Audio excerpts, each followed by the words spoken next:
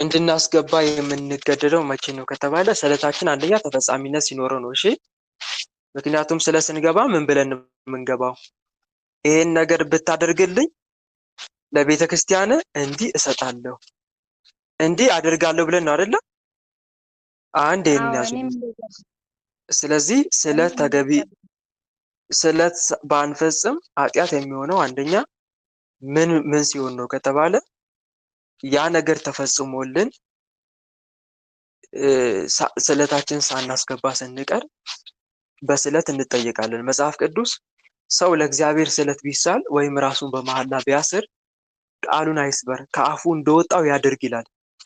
ለአምላክ ለእግዚአብሔር ስለት በተሳልክ ጊዜ አምላክ እግዚአብሔር ከአንተ ይሸዋልና ኃጢአትም ይሆንብሃልና መክፈሉን አትዘግ ይላል። ይሄ ስለዚህ ስለታችን የግድ ከኛ የሚጠበቀው እንድናስገባ ያ ነገር ሲፈጸምልን ከእግዚአብሔር የልባችን መሻት ሲፈጸምልን ነው ማለት ነው። አንዱ ይሄ ነው።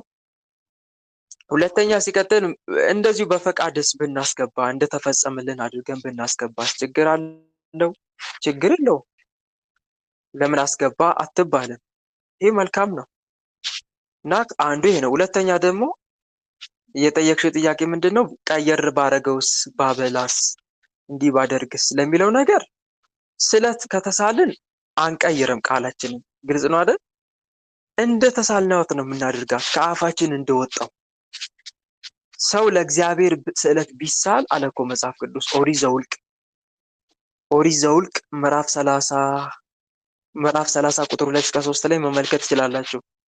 ሰው ለእግዚአብሔር ስዕለት ቢሳል ወይም ራሱን በመሐላ ቢያስር ቃሉን አይስበር፣ ቃሉን አይጠፍ ማለት ነው። ከአፉ እንደወጣው ሁሉ ያድርግ ይላል። ከአፉ እንደወጣው ይሄን አድርጋለሁ ቢል ያንኑ ያድርግ ነው እንጂ ቃሉ ሊለውጥ አይገባም። ስለዚህ አንድ መገንዘብ ያለብሽ እህቴ ይሄንን ነው። ስለዚህ ምን ብዬ ነው የተሳልኩት? እንደተሳልሽው ከአፍሽ እንደወጣው ብታደርጊው ማለት ነው። ለማድረግ ከፈለግሽ ወይንም ካሰብሽ ይሄን ይመስላል። ሁለተኛ ግን ደግሞ እዚሁ አያይዤ ደግሞ የምነግራችሁ ነገር ምንድነው? ሰው ቢሞት ፕሊስ እህት ወንድሞች፣ ለሞተ ሰው መጽሐፍ ተስካር ማውጣት አትተው ይላል። ለሞተ ሰው ምን ማድረግ አትተው? ተስካር ማውጣት አትተው። መጽሐፈ ሲራክ ላይ ታገኛላችሁ ቃል በቃል መጽሐፈ ሲራክ ምዕራፍ 7 ቁጥር 33 ላይ። ስለዚህ ለሞተ ሰው ተስካር ማውጣት ምን ማለት ነው? አንደኛ በስሙ ቅዳሴ እንዲቀደስለት ማድረግ። ይሄ ቀላል አይደለም። እንደ ቀላል እንዳትመለከቱት። አስታውሳለሁ አንድ ሰሞን አንዲት እህቴ እዚሁ ቴሌግራም ላይ ናት፣ እሷ ጋር የተጋለጠ መንፈስ፣ እሷ ቅዳሴ እንዲቀደስ ለማድረግ ትታገላለች። አጅሬ ደግሞ ቅዳሴ እንዳይቀደስ ይተናኮላል። እዛ ሄዶ ያዘገያቸዋል ካህናቱን። ብቻ በቃ በአግባቡ ያቺ ቀን ተቀድሳ እንዳታልፍ ማለት ነው። ይሄ ለኛ ትልቅ ትምህርት ነው። ምን ያክል ጠላት ለሞተ ሰው ተስካር ማውጣት እንዳናውጣ እንዴት እንደሚታገል ማለት ነው። ቅዳሴ ደግሞ ከባድ ነው። ምክንያቱም በቅዳሴ የማን ስጋና ደም ነው የሚፈተተው? ንገሩኝ። የማን ስጋና ደም ነው የሚታደለው? የክርስቶስ።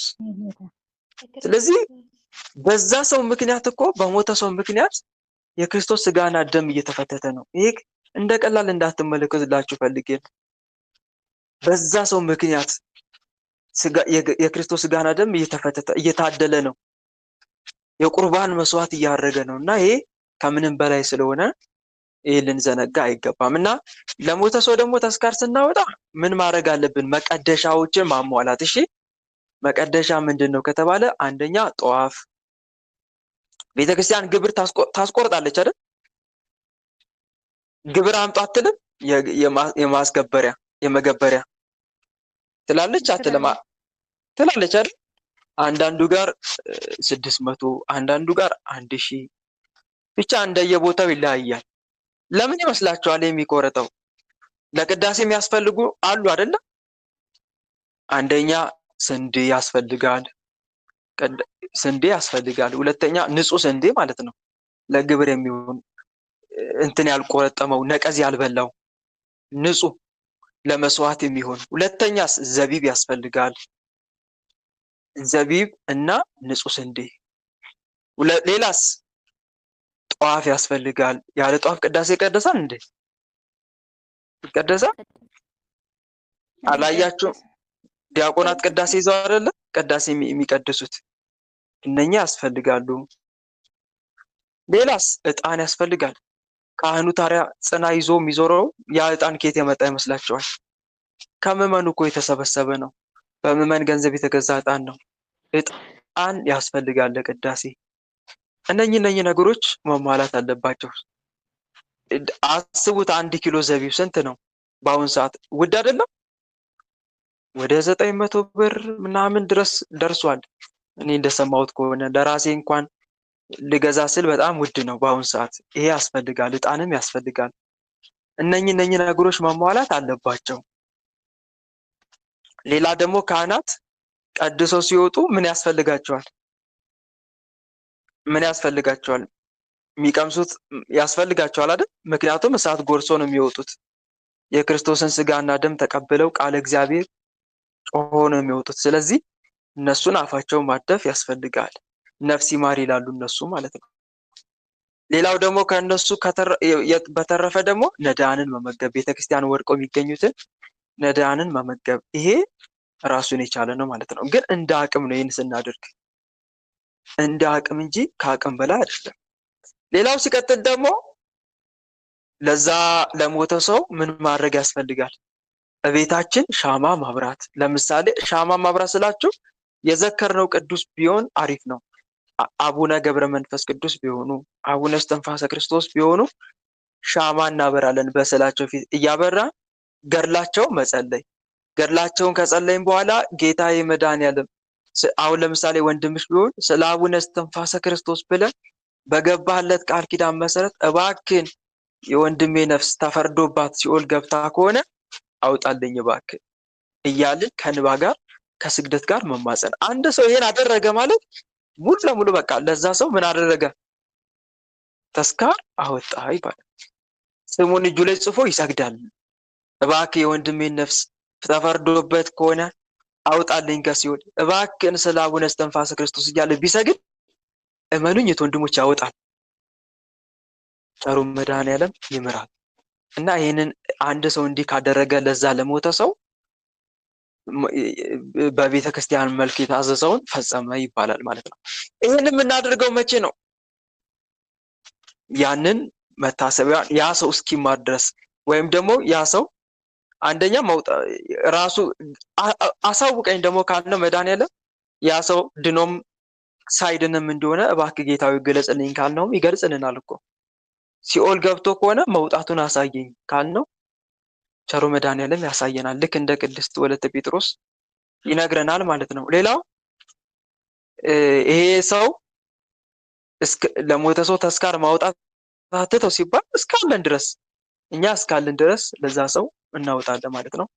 እንዲህ በማድረግ ያስማሩ ብዙ ሰዎች አሉ። ተአምረ ማርያም ላይም እንደተጻፈው ተአምረ ማርያም አንድ ሰው አባቱ ሞቶበት አይደለም ይሰግዳል። ስለ አባቱ ማጠንት ያሳጠናል፣ ቅዳሴ እንዲቀደስ ያደርጋል። ልጅየው ማለት ነው በህይወት እያለ ለአባቱ። ከዛ እግዚአብሔር ያሳየዋል። አባቱ ጭንቅላቱ ብቻ እየታየ ሌላው መላ አካሉ ጨለማ ልብሱ። እንደገና አሁንም ይሰግዳል። ጌታ ሆይ የአባቴን ነፍስ እያለ ቅዳሴ እንዲቀደስ አሁን ከዛ ወገቡ ድረስ ይታያል። እንደዛ እያለ ሙሉ ሰውነቱ ብርሃን እስኪሆን ድረስ ይሄ ልጅ ተጋና አባቱን አስማረ። አይገርም? በጣም ደስ የሚል ወላጁን ከሲኦል አስወጣ ማለት ነው። እና እንዲህ ያደረግን የሞቱትን ወገኖቻችን ብናስባቸው መልካም ነው ለማለት ያክል ነው።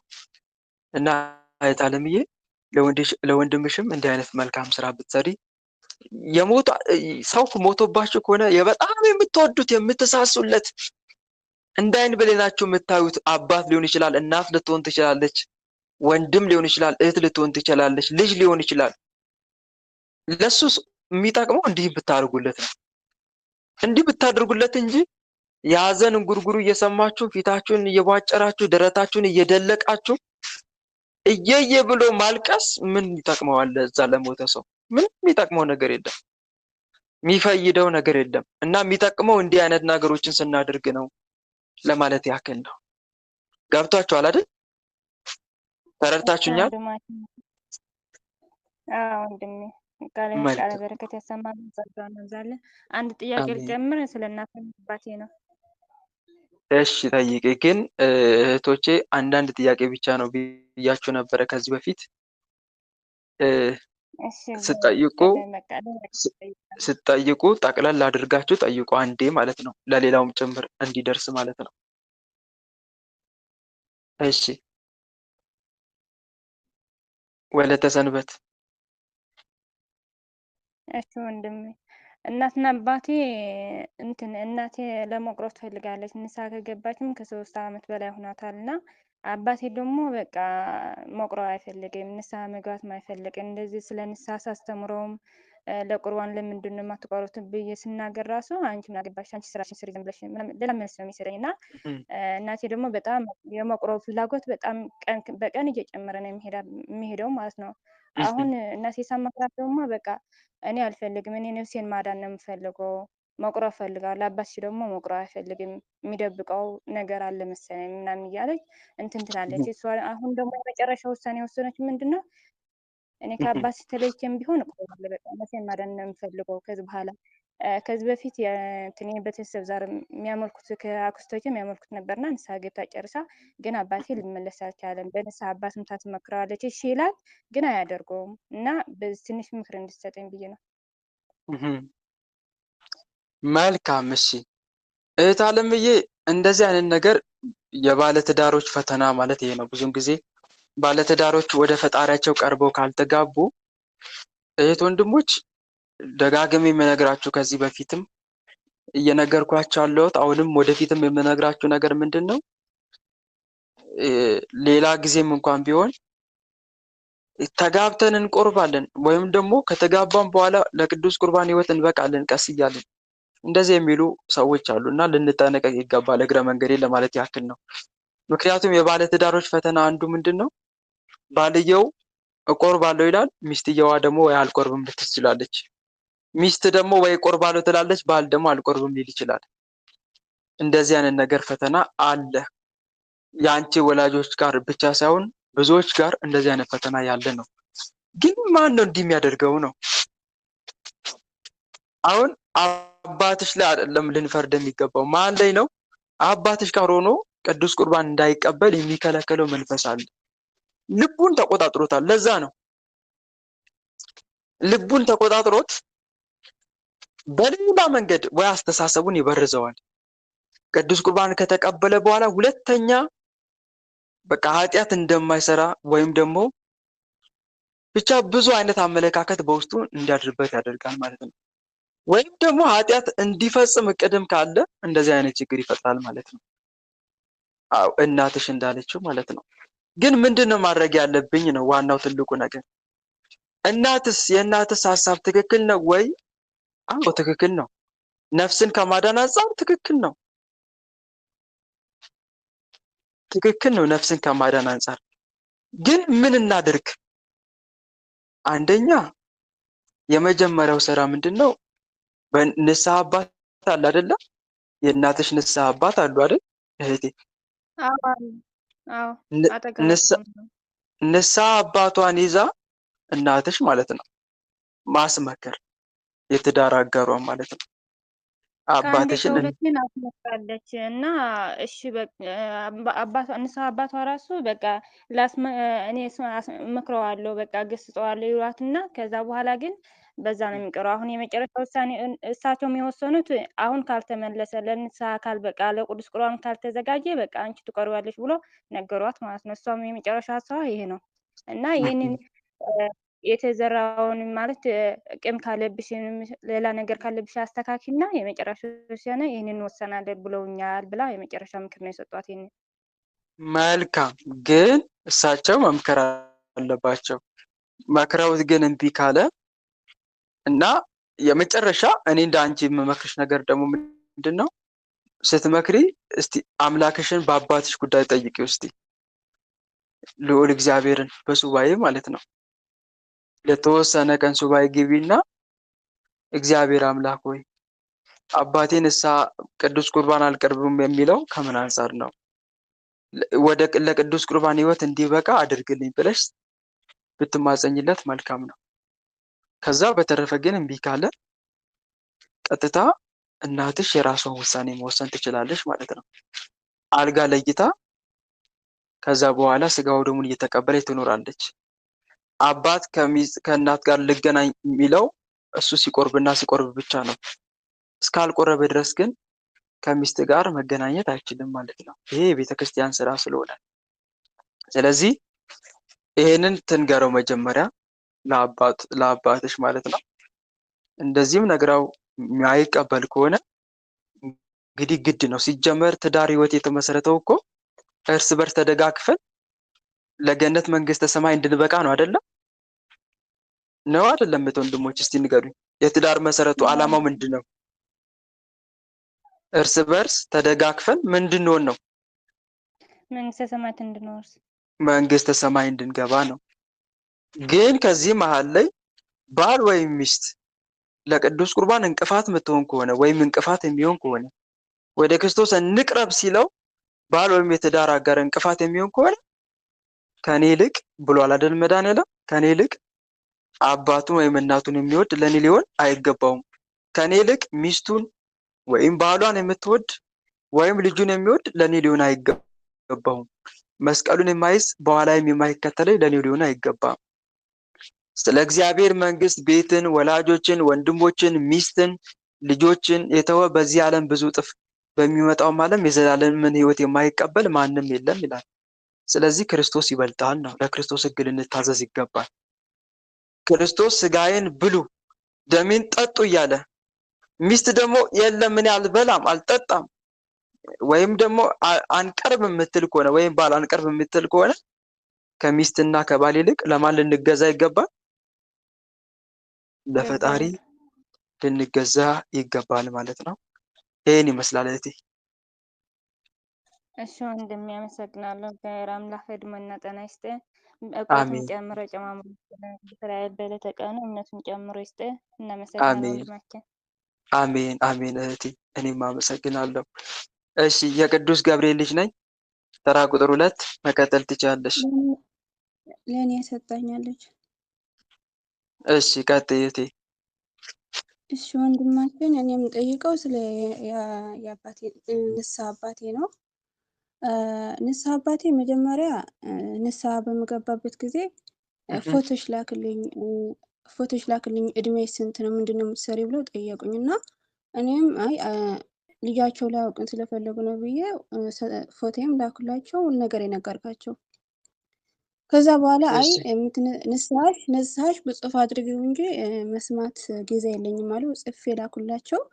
ከዛ በኋላ ያንተ ትምህርት ስሰማ የአባት ነፍሳቸው ፎቶ ምናምን ሲላቸው የጤና የለው ምናምን ስትል ሰምቼ እጄ ጠየቅኳቸው። የኔ መምህር ተስፋይና መምህር ግርማ ትምህርትስ እንዴት ነው ብዬ ጠየቅኳቸው እና ከዛ በኋላ በጣም ሰደቡኝ። እነዚህ ደፍተራዎች ናቸው፣ ጠንቋዮች ናቸው፣ እንደዛ መስማት አይጠበቅብሽም ለምን ምናምን ብለው ብዙ ነገር ነገሩኝ እና ከዚች ቀን ጀምሮ እስከ ዛሬ በቃ ጸሎት አስጠላኝ፣ ሁሉ ነገር አስጠላኝ። በቃ ጸሎት ላድርግ አልቻልኩም። ለአብነት አሁን ዛሬ ጸሎት ላድርግ ነው ብዬ ዛሬ ጸሎት ካደረግኩ 3 ቀን 4 ቀን በቃ ድብር ይለኛል። ከማህበርም ወጥቻለሁ፣ ልገባ አልቻልኩም።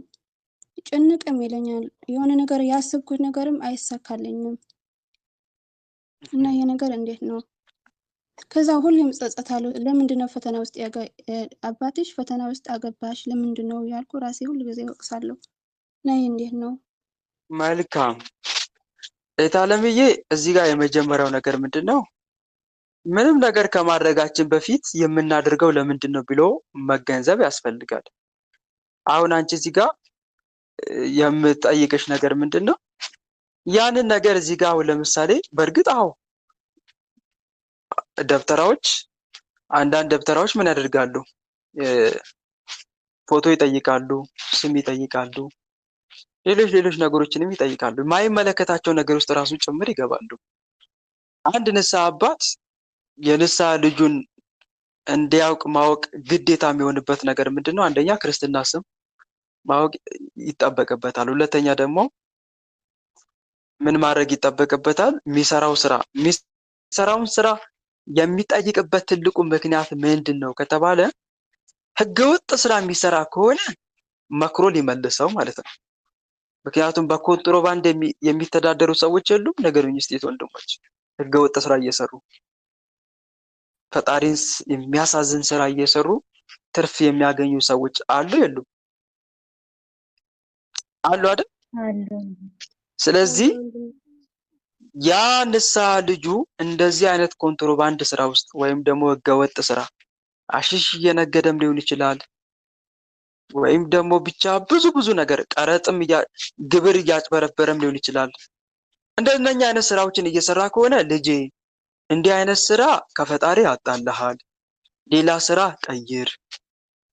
ስራ ካጣ ደግሞ ፈጣሪን ሱባኤ ገብተህ ጠይቀው፣ ስራ ይሰጥሃል። ህጋዊ ስራ እየሰራ ኑር። ህገወጥ ስራ እየሰራ የምትኖር ከሆነ ፈጣሪ በምታገኘው ገንዘብ አይደሰትም። ብዙዎች ሌሎችን ኃጢአት ውስጥ የሚከት ስራ እየሰራ የሚያገኝ ከሆነ ለዛ ስራውን ይጠይቀዋል። አንድ ምንድነው ስራ ቢለው እንዲህ አይነት ስራ እሰራለሁ ቢል ችግር የለም። ሁለተኛ አንዳንዶች ደግሞ የገንዘብ መጠን የሚጠይቁ ሰዎች አሉ። የገንዘብ መጠንን አንዳንድ ንስሐ አባት ማለት ነው። ስለ ትክክለኞቹ ነው የምነግራችሁ። ስለ ትክክለኞች የንስሐ አባት ነው የምነግራችሁ። የገንዘብ መጠን ሊነግሩ ይችላሉ። ምን ያክል ነው የምታገኘው ብሎ ሊጠይቅ ይችላል። ያ ሰው ይሄን ያክል ነው የምጠይቀው ካለ አስራት በኩራት እንግዲህ ይሄን ያክል አውጣ ብሎ ሊነግረው ለንስሐ ልጁ ለምሳሌ ልጄ ምን ያክል ነው ደሞዝ ወራዊ የምታገኘው በወር ሲሉት አባቴ እኔ 10 ሺህ አገኛለሁ ቢል እንግዲያውስ ልጄ 10 ሺህ በወር የምታገኝ ከሆነ 1 ሺህ የማን ነው ሊሉት ነው። 1 ሺህ የፈጣሪ ነው። 9 ሺህ ንጹህ ገንዘብ ያንተ ነው። 1 ሺህ ግን የፈጣሪ ነውና እቺን ገንዘብ ለፈጣሪ አስገባት፣ ለቤተ ክርስቲያን አስራት በኩራት አውጣ ብለው ሊመክሩት ሊጠይቁት ይችላሉ። ስለ እውነተኛ ንስሐ አባቶች ነው የምነግራቸው። ይሄ ነገር ግን አስፈላጊ ባይሆንም ይሄን ያክል የግድ አስፈላጊ ባይሆንም ከስንት አንድ ንስሐ አባቶች ለምሳሌ ንስሐ ልጆችን ማንነታቸውን በደንብ ለወቅ በሚል ምን ሊያደርጉ ይችላሉ? ስም ዝርዝራቸውን ወይም ደግሞ ዓለማዊ ስማቸው ለምሳሌ ወለተ ማርያም ከሆነች ያቺኛዋም ወለተ ማርያም ከሆነች 4 ወለተ ማርያም ሊኖረው ይችላል አንድ ንስሐ አባት። ስለዚህ እነኚህ ወለተ ማርያሞችን የሚለያቸው በምንድን ነው ንገሩኝ? በምንድን ነው ሊለያቸው የሚችለው? በዓለማዊ ለምሳሌ አንደኛዋ ወለተ ማርያም ትዕግስት ብትሆን፣ አንደኛዋ ገነት ብትሆን፣ አንደኛዋ ማህሌት ብትሆን ትዕግስት ወለተ ማርያም፣ ማህሌት ወለተ ማርያም፣ ገነት ወለተ ማርያም እያለ ለመለየት ይመቸዋል ማለት ነው። በእንደዚህ አይነት ምክንያት አስፈላጊ ሆኖ ከተገኘ ሊይዝ ይችላል፣ ሊጠይቅም ይችላል። እነኚህ ነገሮች ማለት ነው ለይቶ ለማወቅ። በዛው ልክ ደግሞ ደብተራዎችም እንደዚህ አይነት ስራ ይሰራሉ። አሁን እውነተኛ ንስሐ አባት የደሞዝን መጠን የሚጠይቀው ለምንድን ነው? አስራት በኩራት አውጣ ይሄን ያክል ሊለው ነው አይደለ? ደብተራዎች ደግሞ ምን ለማድረግ ይጠይቃሉ ማለት ነው? ለመስለብ፣ የዛን ሰው ገንዘብ ለመስለብ አንድ። ሁለተኛ ደግሞ አላስፈላጊ የሆነ ጥያቄ ለማቅረብ ለንስሐ ልጅ። አሁን ለምሳሌ ንስሐ ልጃቸው ጥሩ ኢንካም ያገኝ ከሆነ ያንን ገንዘብ ይመኙታል ማለት ነው። ስለዚህ ያስመኘዋል። ደግሞ ጠላት ደግሞ ገንዘብ ያስወድድ የለ። ስለዚህ ንስሐ አባት ላይ አድርና ገንዘብ አምጣ እንደዚህ ሊለው ይችላል። ፈተና ሊሆን ይችላል። ስለዚህ ንስሐ ልጅ ደግሞ እየሰለቸ ጭኝ ንስሐ አባት ደግሞ ገንዘብ አምጣ እያሉ ሊልና ሊሸሽ ይችላል ማለት ነው። ደብተራ ከሆነ ደግሞ ቀጥታ አስራት በኩራትን አምጣ ይላል። ደግሞ እንድታስገባ የሚያስገድድ በራሱ አካውንት ነው። በራሱ አካውንት እንድታስገድድ ያደርጋል። ከዛ በኋላ እኛ በምንልከው ገንዘብ የመተት ስራ ይሰራል። ከዛ በኋላ ገንዘባችን እንድናስገባ እንድንልክለት የሚያደርጉ ደብተራዎችም አሉ። በዛው ፎቶም ይጠይቃል። ደብተራ ፎቶም ይጠይቃል። ከዛ በኋላ በፎቶ ይልካል ማለት ነው መተት።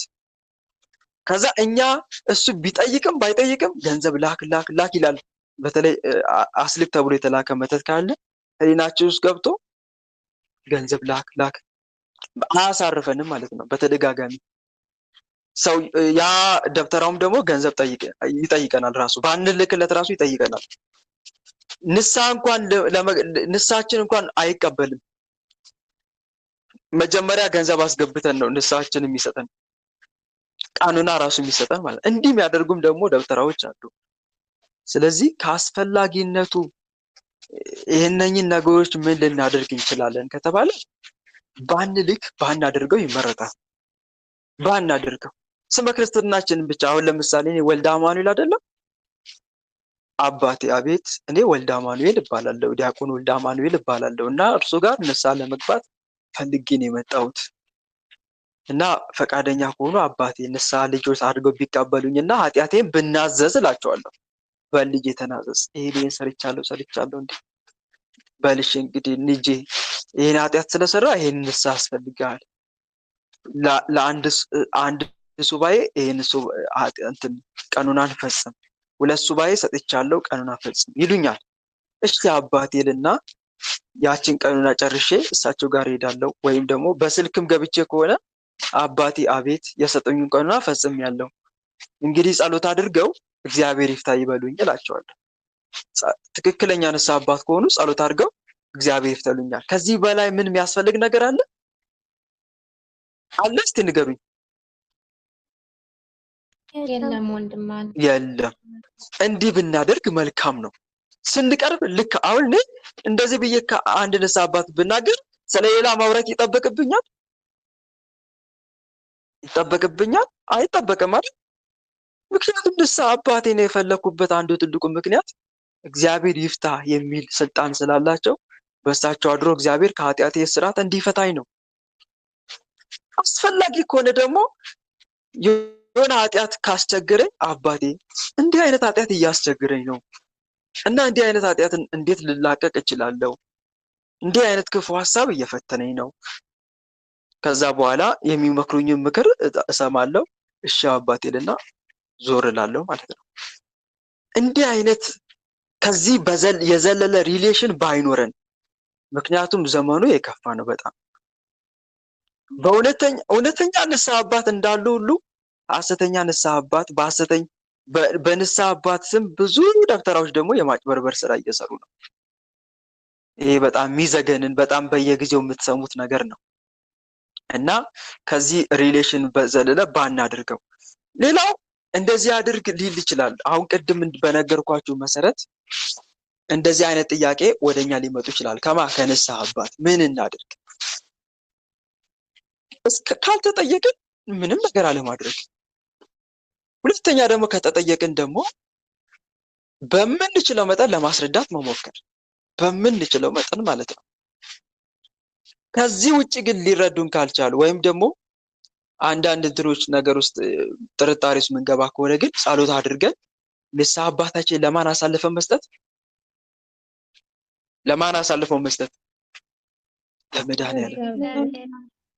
ጌታ ሆይ ግን አስቀድማችሁት ወንድሞች ንስሐ አባታችሁ ላይ ጥርጣሬ ካደረባችሁ በጸሎት ጠይቁት፣ ፈጣሪያችሁ ይመልስላችኋል። ያ ንስሐ አባት ትክክለኛ እንደሆነም እንዳልሆነ ደብተራ ቢሆን እንኳን አሳልፈ ከሰጠ ቸሩ መድኃኒዓለም ይጠብቃል። ቢልክብህ እንኳን መተት ቢላክብህ እንኳን ይጠብቃል መድኃኒዓለም። ጥላ ከለላ ይሆናል፣ ጥላ ከለላ ይሆንሻል። ቢመጣ እንኳን ምንም ስራ አይሰራም ማለት ነው ያ ክፉ መንፈስ። አንዱ አሳልፎ መስጠት፣ ሱባኤ ገብቶ አሳልፎ ንስሐ አባታችንን መስጠት ለዚህ ይጠቅማል ማለት ነው እና ይሄን ብናደርግ መልካም ነው። ሌላ ወደ እህታችን ጥያቄ ስመጣ እንዲህ ብሎ መሞገቱ መናገሩ ለምን አስፈለገ ነው እኔ ግራ ይገባኝ። አንዱ ይሄ ነው እህቴ። ቅድም አንድ ያነሳውላችሁ ሐሳብ አለ።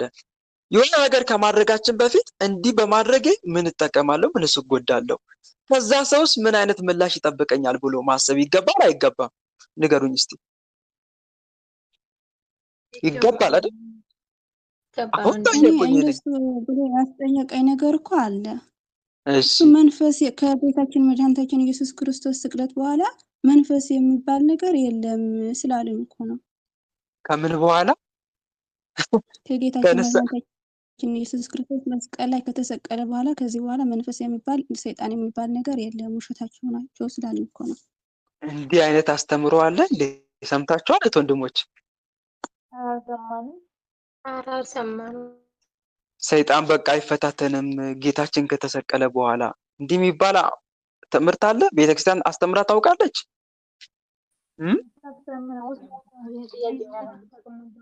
ቅዱስ ጳውሎስ ምንድን ነው ያለው?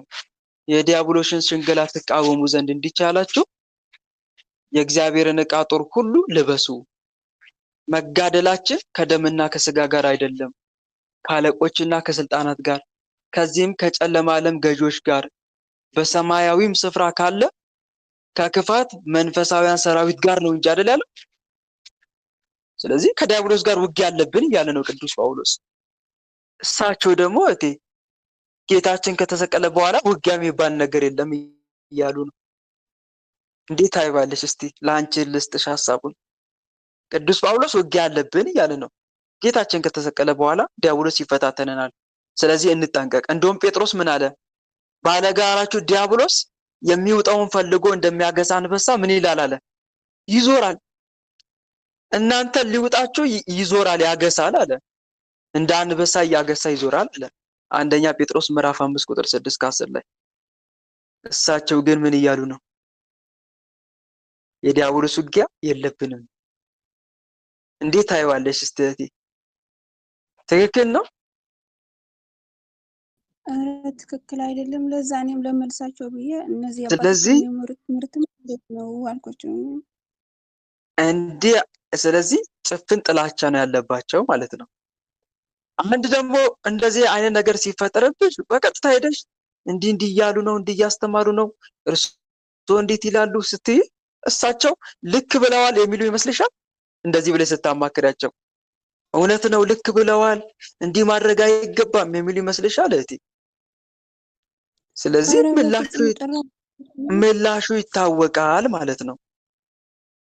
መጠየቅሽ እኮ ነው በጣም የገረመኝ። ለዛ ነው ቅድም የሆነ ነገር ከማድረጋችን በፊት ከዛ ሰው ምን አይነት ምላሽ ሊሰጠኝ ይችላል፣ እንዲህ ባደርግ ምንድን ነው የሚፈጠረው የሚለውን አስቀድሞ ማገናዘብ፣ ጥቅሙና ጉዳቱን አይተን ነው ሄደን የምንጠይቀው ማለት ነው። ስለዚህ እንዲህ አይነት ነገር ሲፈጠርብሽ ምን ማድረግ ነበረብሽ መሰለሽ?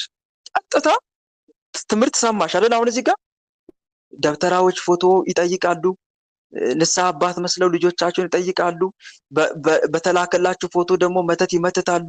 እንዲህ አይነት ትምህርት ሰማሽ አይደል? ትክክል ነው የሚያደርጉ ደብተራዎች ስላሉ፣ እውነተኛ ንስሐ አባትም እንዳሉ ሐሰተኞችም ስላሉ ትክክል ነው ይህ ትምህርት። ግን እንዲህ አይነት ነገር ስትሰሚ ምንድን ነው ማድረግ ያለብሽ እንደ አንድ ክርስቲያን ነው?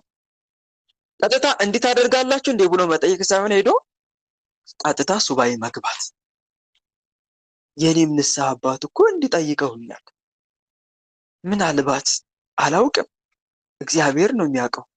ግን ይሄን ነገር እንዲገልጥልኝ ስለ ንስሐ አባቴ ማንነት ቸሩ መድኃኔዓለም እንዲያሳውቅ ለምን ገብቼ ሱባኤ አልጠይቅም? አንድ ይሄን ብታደርጊ እንደ ልባም ክርስቲያን ሆነሻል ማለት ነው። ብልህ ክርስቲያን ሆነሻል።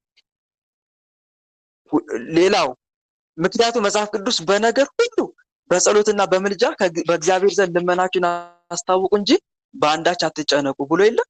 ይሄን ማድረግ ነው የሚጠበቀው። ሁለተኛስ ምናልባት በንስሐ አባት በኩል ተልኮ የተላከ መንፈስ ካለ፣ ከሳቸው የመጣ መንፈስ ካለ፣ እውነትም ፎቶ ልክ ያለው አይደል ከዚህ በፊት በፎቶ ተልኮ የገባ መንፈስ ካለ ለምን ራሴን አልመረምርም? ለምን ራሴን አልፈትሽም?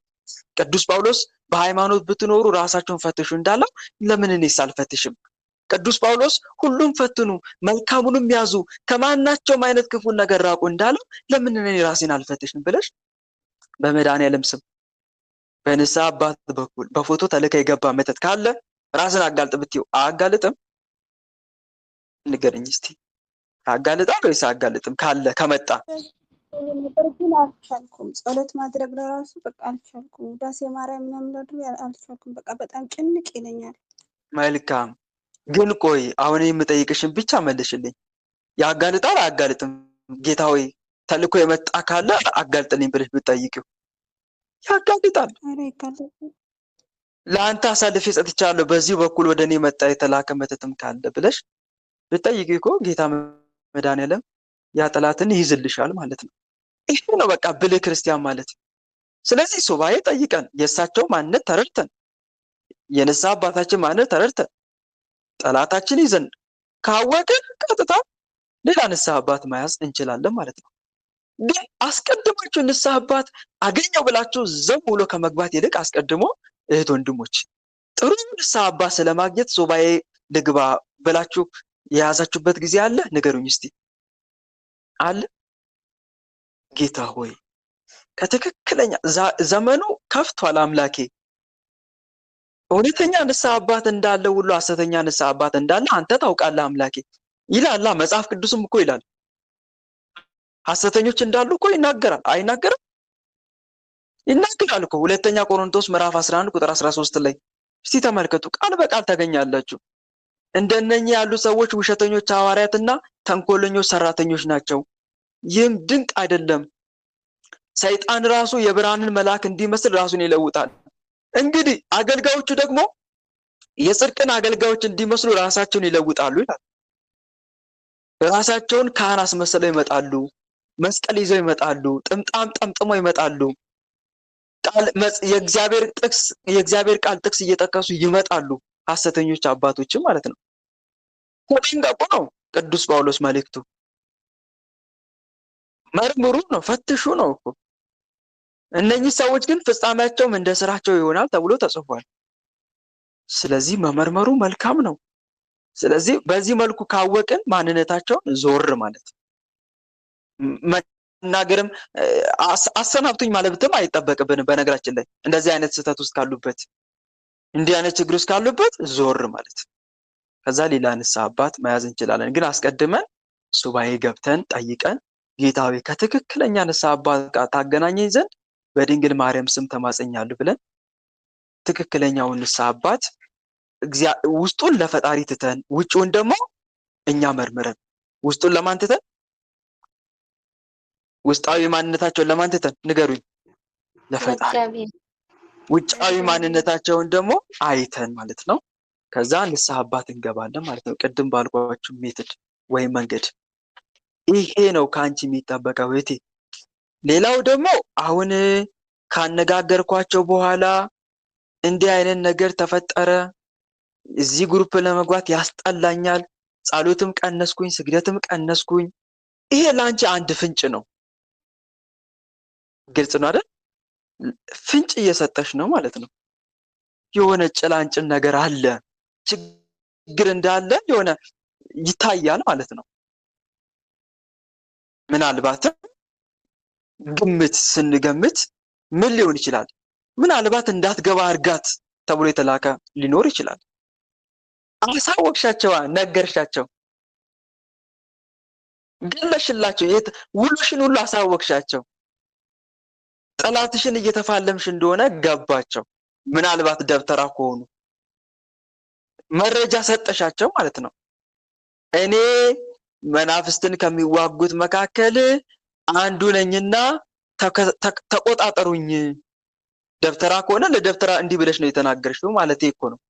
ተቆጣጠሩኝ፣ እንዳትሰልጉኝ የሚያደርጉ ውጊያ ውስጥ ገብቻለሁ፣ መናፍስታዊ ውጊያ ውስጥ ገብቻለሁ፣ እየተዋጋው ነውና እንዳልዋጋዎት እንደዚህ አድርጉኝ አይነት ነገር ነው። ስለዚህ ምናልባት ያ ሰው ደብተራ ከሆነ ከዛ ሰዓት በኋላ ከተናደደ ጊዜ ሰዓት ጀምሮ እንዳትገባ አድርጋት፣ አርቃት የሚል ተልኮ የተላከ መተት ተልኮ ሊሆን ይችላል ማለት ነው። ያ መንፈስ ደግሞ ቀጥታ ይመጣና ስራው ምንድን ነው? አንደኛ ኔጌቲቭ የሆኑ ባህሪያዎችን በአንቺ ላይ ያሳያል ማለት ነው። ይሄን ግሩፕ እንድትጠዩ፣ ስለ መናፍስቱ ውጊያ ጭራሽ እንዳትሰሚ፣ ውሸት እንዲመስልሽ፣ እንድትጠራጠሪ፣ ደግሞ የሚከፋው እንዳትጸልይ ማድረጉ፣ የሚከፋው ደግሞ እንዳትሰግጂ ማድረጉ፣ ይሄም ዓላማ እንደዚህ ያደርጋል ማለት ነው። ስለዚህ እኔ የምመክርሽ ነገር ምንድን ነው ከተባለ እግዚአብሔር አምላክሽን ጠይቂ በሱባኤ ቀጥሎ። ከዛ በኋላ ግን ቋሚ የሆነ ጾም፣ ጸሎት፣ ስግደት ያዥ ሳታቋርጪ። በመሀል እያቋረጡ መድኃኒት መዋጥ በበሽታው ላይ ኢፌክት እንደማመጣ ሁሉ በመሀል እያቋረጡ መጾም፣ መጸለይ፣ መስገድም ለውጥ አያመጣም። ስለዚህ ሳታቋርጭ ቋሚ የሆነ ጾም፣ ጸሎት፣ ስግደት ጀምረሽ እግዚአብሔር አምላክን ጌታ ሆይ በፎቶ የተላከ ወይም ደግሞ ከኚህ ንስሐ አባት ወይም ደግሞ ንስሐ አባት ብዬ ከቀረብኳቸው የመጣ መንፈስ ካለ ለአንተ አሳልፌ ሰጥቻለሁ። ከዛሬ ጀምሮ ጌታዬ መድኃኔዓለም ተረከበኝ፣ ያዝልኝ፣ በአንተ ስም ነው የምቀጠቅጠው ጠላቴን እያልሽ መልካም መድኃኔዓለምን እየጸለሽ መቀጥቀጥ ተልከ የመጣ ካለ እያልሽ ማለት ነው። የንስሐ አባትሽን ማንነት አሳውቀኝ እያልሽ ጠይቂው፣ ከዛ ያሳውቅሻል ማለት ነው። ይሄን አድርጊ እህቴ። ግልጽ እሺ ነው። አመሰግናለሁ። እና ፕሊስ ሌሎቻችሁ እህቶቼ ወንድሞቼ ግን ከእህታችን ተማሩ። እንዲህ አይነት ስህተት ልትሰሩ አይገባም። እሺ ይሄ እኮ ማለት ጠብቀኝ፣ ተዘጋጀኝ፣ ደብተራ ከሆንክ ተፋለመኝ ነው።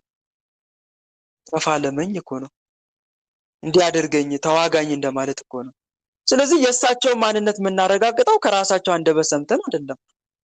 ፈጣሪን ሱባኤ በመጠየቅ የእሳቸውን ማንነት በመመርመር ይሄኔን በማድረግ ነው።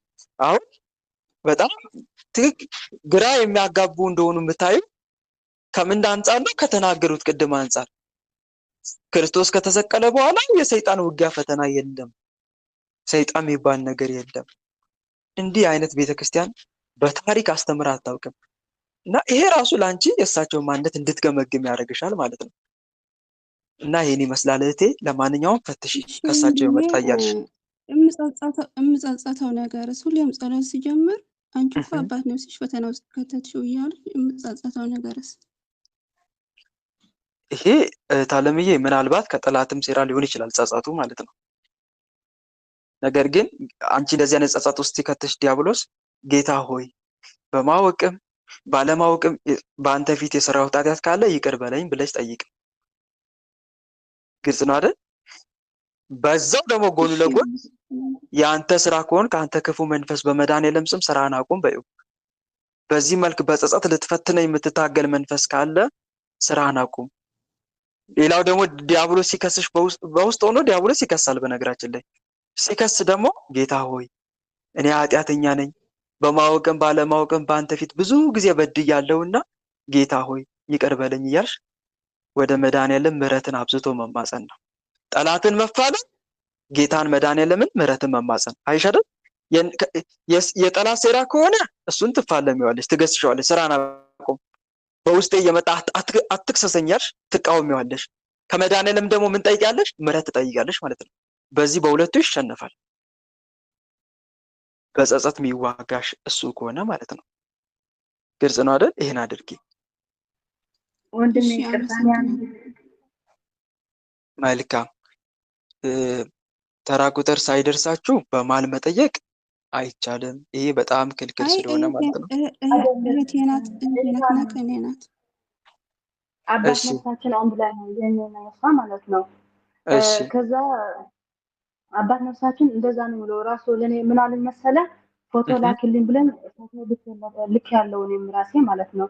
ከዛ በኋላ መቁጠሪያ አይፈቀድም፣ ላትቀጠቅጡ፣ መንፈስ የሚባል ነገር የለም፣ ውሸት ነው።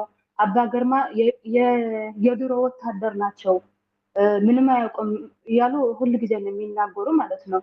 ስግደት አይሰገድም፣ መንፈስ የሚባል በጭራሽ የለም እዚህ፣ መንፈስ የሚባል ነገር ውሸት ነው፣ የሚያስተምሩት ውሸት ነው፣ መምህር ገርማ ውሸታቸው ነው ብሎ ሁል ጊዜ ነው የሚናገሩ።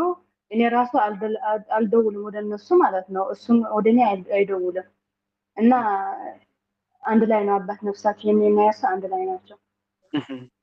ንስሐ አባት መቀየር ይቻላል። ንስሐ አባት ቀይራችሁ ያዙ። በእንደዚህ አይነት ነገር ሁሌ ፈተና የሚሆንባችሁ ከሆነ ሌላ ንስሐ አባት ይዛችሁ ኃጢአታችሁን መናዘዝ። ግልጽ ነው አይደል? አዎ ግልጽ ነው። እንዲህ የሚፈታተናችሁ ከሆነ እንዴ እስቲ ልጠይቃችሁት ወንድሞች፣ ከአርባ አንድ ገማረና ክርስቶስ በላይ ከዛ በላይ እንዳትሰግዱ። ማምላክ ከስንት በላይ አርባ ከስንት ከዛ በላይ መስገድ አያስፈልግም። እንዲህ የሚባል አስተምሮ የለም እንዴ? ጻድቁ አባታችን አቡነ ገብረ መንፈስ ቅዱስ ስንት ነው የሚሰግዱት? ንገሩኝ እስቲ የት ወንድሞች ስንት ነው የሚሰግዱት በየቀኑ?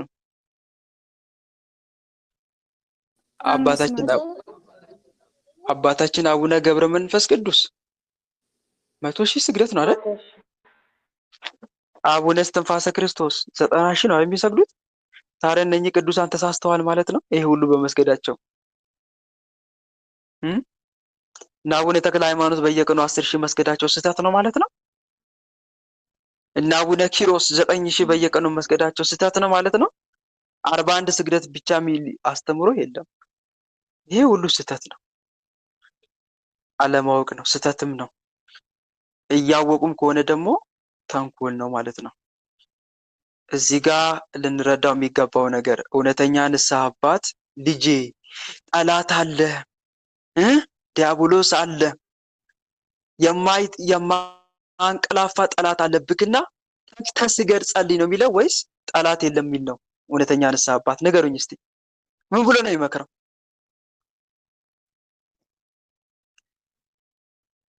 ምን እያለ ነው የሚያስተምረው? እውነተኛ ንስሐ አባት ንገሩኝ። ጠላት አለብህ፣ ትጋ ልጄ፣ ስገድ፣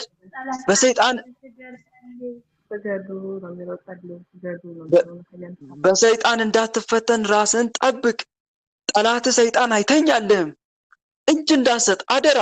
ቅዱስ ጳውሎስ የዲያብሎስን ሽንገላ ትቃወሙ ዘንድ እንዲቻላችሁ የእግዚአብሔርን ዕቃ ጦር ልበሱ ብሏል። ስለዚህ ስገድ፣ በርታ፣ ጾም፣ ጸልይ፣ አስራት አውጣ፣ የተራበውን አብላ፣ አጠጣ፣ ከቅዱስ ቁርባን እንዳትረቅ ልጄ አደራ እያለ ነው የሚያስተምረው ወይስ ስግደት እቺ ብቻ ይበቃል? የለም እኮ እንዲህ የሚባል አስተምሮ የለም። መቁጠሪያም እኮ ለምዕመን ብቻ ነው የሚል እኮ አስተምሮ የለም። ወንድሞች የትኛውንም መጽሐፍት አገላብጡ፣ የለም፣ አታገኙም። ፍትሐ ነገሥት ነው፣ መጽሐፈ መነኮሳት ነው፣ የትኛው የቤተ ክርስቲያን መጽሐፍ ነው መቁጠሪያ አትጠቀሙ የሚል? የለም እኮ። ልብ ወለድ የሆነ እኮ አስተምሮ ነው። 41 ስግደት ብቻ ነው ክርስቲያን መስገድ ያለበት፣ ከዛ በላይ መስገድ የለም እኮ። ይህም እኮ ልብ ወለድ ነው። እንዲህ አይነት እኮ አስተምሮ ከቤተ ክርስቲያን የለም።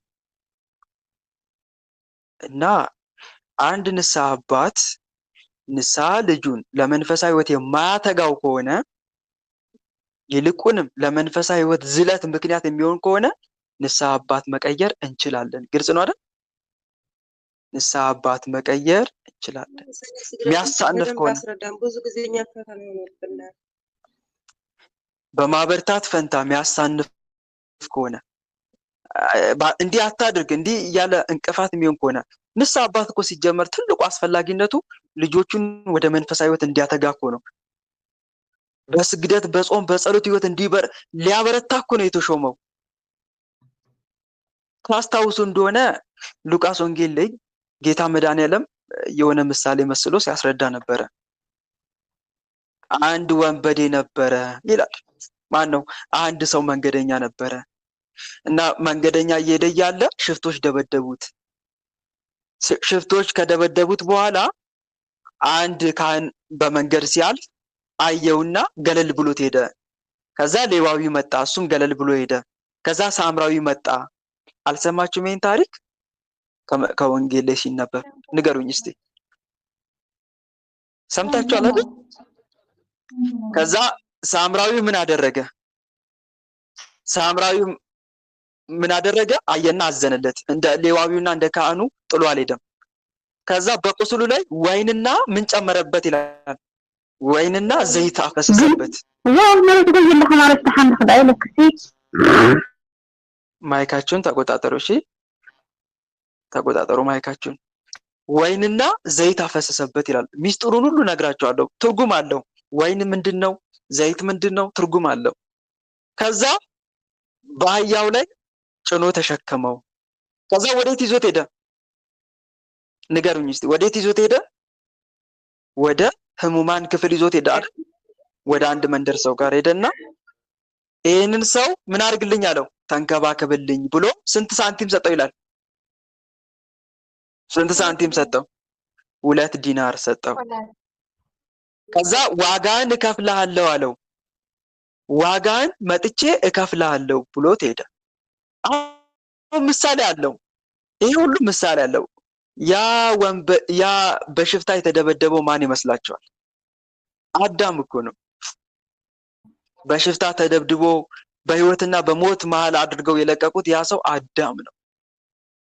እሺ እነኛ ሽፍቶች ማን ናቸው? ቀላል ነው አይደል? እስቲ ንገሩኝ፣ ከእናንተው ልስማ። ሽፍቶች እነማን ናቸው? አጋንንት እኮ ናቸው። አጋንንት ናቸው። ልብሱን ገፈፉት ይላል አይደል መጽሐፉ። ልብሱን ገፈፉት ሲባል ምንድን ነው? እስቲ ልጅነቱን አስወሰዱበት እኮ ማለት እኮ ነው። አዳም እኮ የእግዚአብሔር ልጅ ነበረ ከመውደቁ በፊት። ይህን የእግዚአብሔርን ልጅነቱን ምን አስደረጉት? አስነጠቁት እኮ ማለት ነው። ኃጢአት አሰርተው በአምላኩ ላይ እንዲያምፅ አስደረገው ልጅነቱን አስነጠቁት። ደብድበው በህይወትና በሞት መካከል ለቀቁት። ይሄም ደግሞ ስጋ ወደ መቃብር መውረዱ፣ ነፍሱ ወደ ሲኦል መውረዷን በኋላ ምጽአት እስከሚደርስ ድረስ አዳም እንደዚህ ሆኖ ፈርሶ በስብሶ መቅረቱን ነው የሚያመለክት ነው። ከዛ ካህን መጣና አየው ይላል። ካህኑ የማን ምሳሌ ይመስላችኋል? መልከጼዴቅ እኮ ነው። ካህን የመልከጼዴቅ ምሳሌ ነው። መልከጼዴቅ የልዑል እግዚአብሔር ካህን አብርሃምን መንገድ ላይ ተገናኝቶ ባረከው ይሌለ መጽሐፍ። ከዛ አብርሃም አስራት በኩራት ሰጠው ይሌለ። አወቃችሁት? መጽሐፍ ቅዱስ ላይ ንገሩኝ ካወቃችሁት፣ ካስታወሳችሁት። መልከጼዴቅ የሳሌም ንጉስ የሚባለው እሱ ማለት ነው።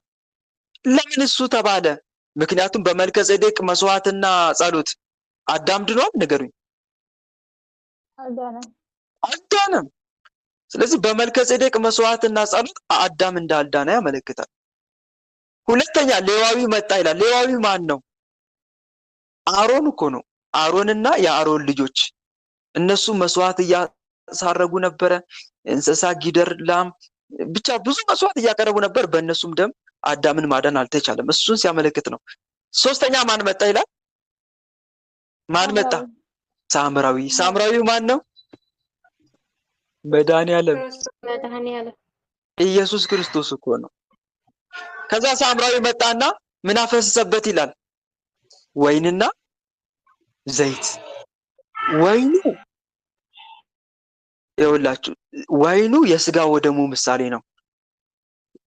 ወይኑ የስጋና የደሙ ምሳሌ ነው። ስጋና ደሙን መስጠቱ ለኛ መስጠቱን ያመለክታል። ዘይቱ ደግሞ የጥምቀት ምሳሌ ነው። ሰው ከተጠመቀ በኋላ ምን ይቀባልና? ምንድነው የሚቀባው? 36 ሕዋሳት ቀባሜሮን ነው አይደለ? ቀባሜሮን ይቀባል። የዛ ምሳሌ ነው። ወይኑ ግን ለምንድን ወይን አፈሰበት? ወይን ቁስል ያደርቃል፣ ዘይት ደግሞ ስጋ ቁስሉን ያለመልማል።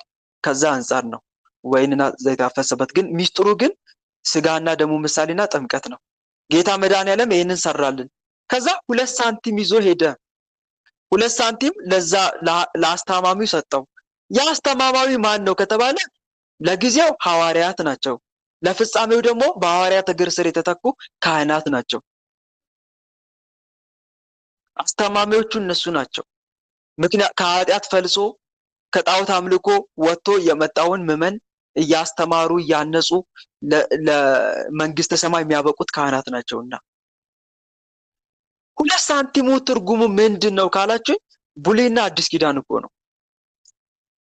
ምንና ምን አልኳችሁ? 2 ሳንቲሙ 2 ዲናር ብሉይና አዲስ ኪዳን ነው። ምክንያቱም ጌታ መድኃኒዓለም ለጊዜው ለሐዋርያት ለፍጻሜው ለካህናት ብሉይና አዲስ ኪዳን መጽሐፍን በእጃቸው አስይዞ ልጆቼን አስተምሩልኝ፣ በጎቼን ጠብቁልኝ፣ ከኃጢአት ዓለም ለዩልኝ፣ ከጣዖት አምልኮ እኔ ዋጋ ከፍዬላቸዋለሁ፣ ዘላለማዊ ድነት ፈጽሜላቸዋለሁ። እናንተ ደግሞ ስጋው ደሙን እየተቀበሉ እየሰገዱ እየጸለዩ እንዲኖሩ ከብሉይና ከአዲስ ኪዳን እያስተማራችሁ ምከሩልኝ። ከዛ መጥቼ ዋጋችሁን ምን አደርግላችኋለሁ? ዋጋችሁን ከፍላችኋለሁ ማለት ነው። ይሄ አደራ አለባቸው ካህናት ልላችሁ ፈልጌ ነው። ይሄን ካላደረጉ ግን ጌታ መድኃኒዓለም ስለ አንድ መጋቢ የተናገረው ቃል አለ። ጌታዬ እስኪመጣ ይዘገያል ብሎ ቢጠጣ ቢሰክር ቢጨፍር ከሁለት ይሰነጥቀዋል አላለ? ይላል አይደል? መጋቢውን ከሁለት ይሰነጥቀዋል። ምን ማለት ነው? ከሁለት ይሰነጥቀዋል። በቁሙ ከሁለት ይከፍለዋል፣ ይሽረዋል ማለት እኮ ነው።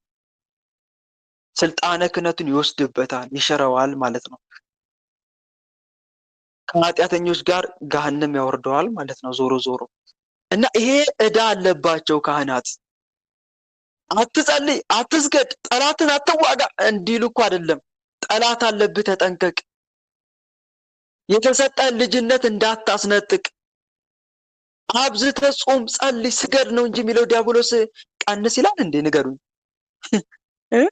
ቀንስ ይላል እህት ወንድሞች? አይልም እኮ።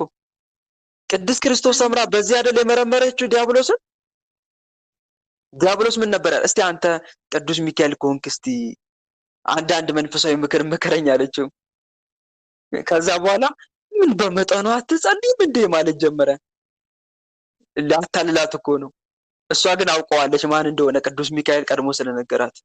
ግን አንቺ በመጠኑ አትጸልይም እንዴ? ከየት ነው የተማርሽ? ይሄ ሌሊቱን ሙሉ ባህር ውስጥ ገብቶ እንዲህ በብርድ መኮራመት የት የተማርሽ ነው? ይሄ ሁሉ ማልቀስ፣ ንስሐ ገብተሽ የለ? ምን አስነባሽ? በመጠኑ እንደማንኛውም መጾም ነው፣ መጸለይ ነው።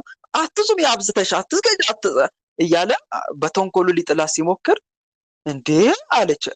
አንተና መጽሐፍ የሚለው ተለያዩስ አለች። ማለያየን አላት። እንዴ ቅዱሳት መጽሐፍት ጠንክሩ፣ ጾሙ፣ ጸልዩ፣ ስገዱ፣ አብዝታችሁ ወደ ፈጣሪያችሁ ቅረቡ ነው። አንተ ግን ጭራሽ አትቅረብ እያልከኝ እኮ አለችው። እንዴት አወቀች ብሎ ተናደደ፣ ቁጣውን አለባት። እና በዚህ ነው የሚታወቅበት አንዱ ከጾም ከጸሎት ከስግደት በማሳነፍ ይታወቃል ለማለት ፈልጌ ነው። ማንኛው መጽሐፍ እናም የንስሐ አባት ግዴታው ምንድነው? ልጁን ወደ ንስሐ ሊያተጋ ከሆነ በማትቀንት የሚያሳንፍ ከሆነ ይሄ ባቀየረ ሌላ ንስሐ መያዝ እንችላለን ነው። ኃላፊነቱን እየተወጣ ስላልሆነ ማለት ነው። መሰረቶች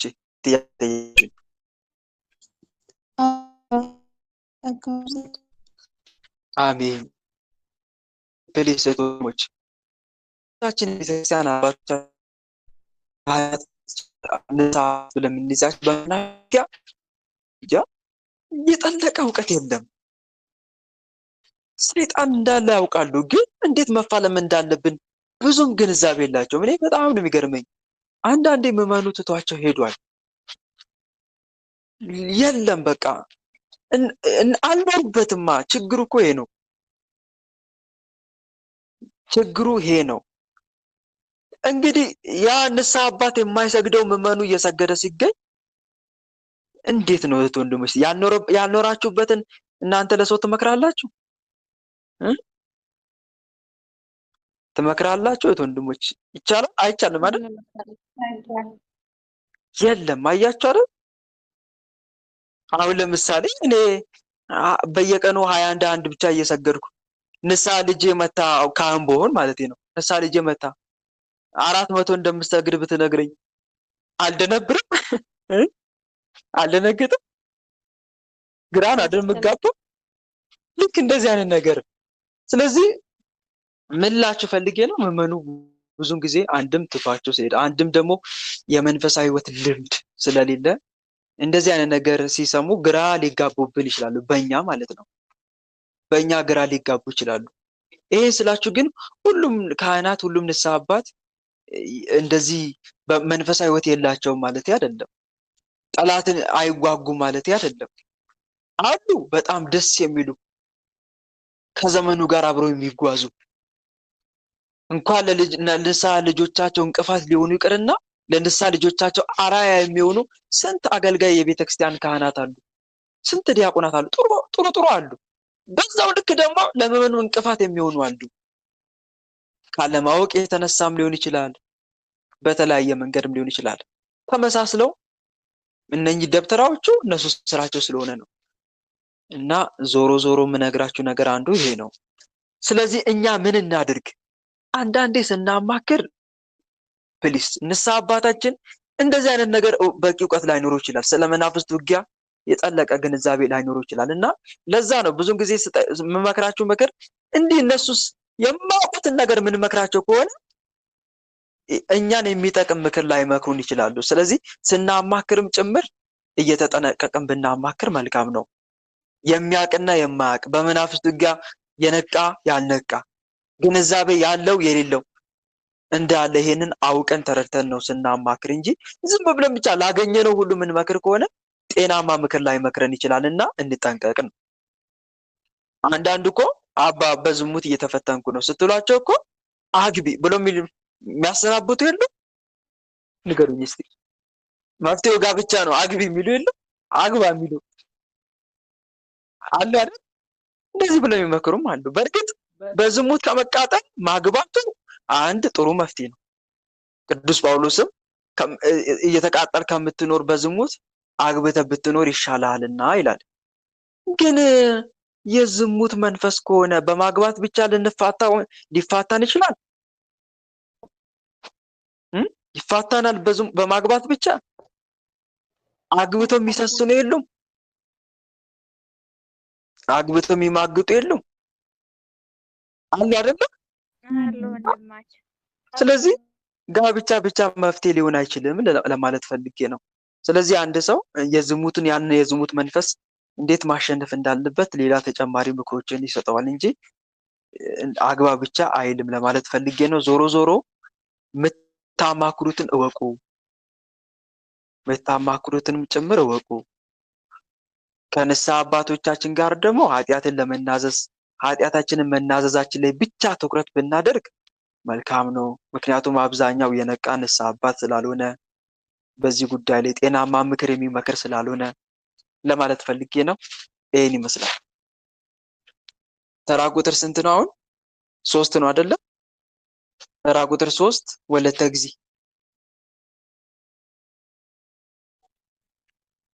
ወለተ ጊዜ። እሺ ቃጤቴ ሰላማችሁ እንዴት ዋላችሁ? እግዚአብሔር ይመስገን። ቸሩ መድኃኔዓለም ክብሩ ይስፋ። ይቅርታ ወንድሜ፣ እኔ በዚህ ጥያቄ የለኝም፣ ግን በውስጥ እፈልግሃለሁ። በዚህ ማውራት ስለማትፈልጊ ነው? መልካም። እሺ ይቻላል፣ ችግር የለውም። ሪከርድ አስቀምጭልኝ በውስጥ። አሜን። እቴ ግን አይብዛሽ ታለምዬ። 5-6 ደቂቃ ከሆነ እኔ ላልሰማው ሁሉ እችላለሁ። ከ3 ደቂቃ ባይበልጥ መልካም ነው። እሺ ሰዓት ስለሌለኝ ነው። እሺ ብዙውን ጊዜ ሰዓት አይኖረኝም፣ ለዛ ነው። መልካም። እሺ ተራ ቁጥር 4 ተራ ቁጥር 4 ማን ነው? እኔ ነኝ ወንድሜ፣ ሰጥታኝ ነው። እሺ ቀጥይ እቴ ወንድሜ። የኔ ጥያቄ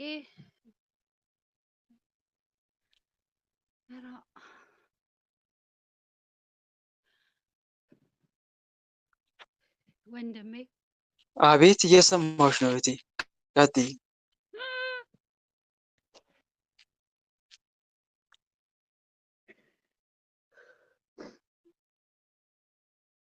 ወንድሜ እኔ መጸለይ መጾም መስገድ ከጀመርኩ በኋላ ለጓደኛዬ መናገር ስጀምር ከዛ በኋላ ልቤ መታመም ጀመርኩ እና ከሰው ፊት መቆም አልችልም። በጣም ነው የሚያስገሳኝ፣ እጅግ በጣም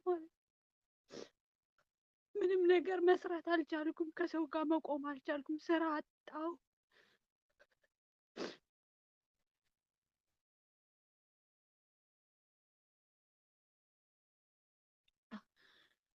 ይቅርታ። እሺ ቀጥይ። እና እሷን ላየት አልችልም። ካየኋት ሙሉ ቀን ጭንቅላቴ ላይ ማለት ነው ስለ እሷ ሳስብ ነው የምውለው። ጸሎት ስቆምም ስለ እሷ ነው የማስበው። አንድ ቃል እስቲ ከእንደገና ንገረኝ፣ ከእንደገና እስቲ ንገረኝ። እሺ ወንድም፣ እኔ መጸለይ ስጀምር እኔም ያው መናገር ጀመርኩ። ጓደኛዬም ጎረቤቴም ስለሆነች መናገር ጀመርኩና ከዛን ቀን ጀምሮ ይገባኛል። ልክ እየነገርኳት እያለ የሆነ ምንድን ነው ልቤ የሆነ የነገርሻት? መስገድ እንዳለባት መጸለይ እንዳለባት ማለት በቃ ያው የማውቀውን ማለት ነው። ጓደኛሽ ናት?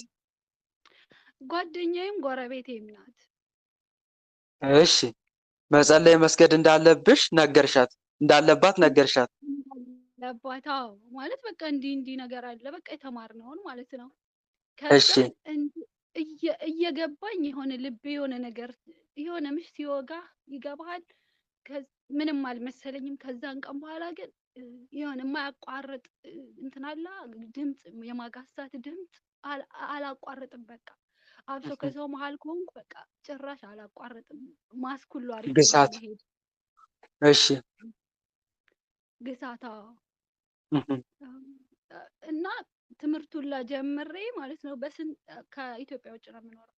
ትምህርት ጀምሬ ልክ ስጀምር ትምህርት ጆሮ የተደፈነ በስንት አሜን ያገኘሁት ትምህርቱን ማለት ነው። ጆሮ የተደፈነ እና ይሁን አላቋርጥም። ደግሞ ግሳት ከክላስ ከጓደኞቼ መሀል መቀመጥ አልችልም። ጠጋ ብዬ ብቻዬን ነው የምቀመጥ እና ክላሱን አቋረጥኩት። ወንድሜ አቋረጥኩት በግሳት ብቻ ድሮፕ አደረኩት። መማር አልቻልኩም። ጆሮ የተደፈነ አስተማሪዋ ስታስተምር አይሰማኝም። ጆሮ በስነ ስርዓት የተደፈነ በመግልና በደም ማለት ነው። በጣም ነው የሚያመው። ድሮፕ ማድረግ አለብኝ ብዬ ድሮፕ አደረኩ። ልመለስ አልቻልኩም። አሁን በጣም ነው የምፈራ፣ እጅግ በጣም ነው የምፈራ።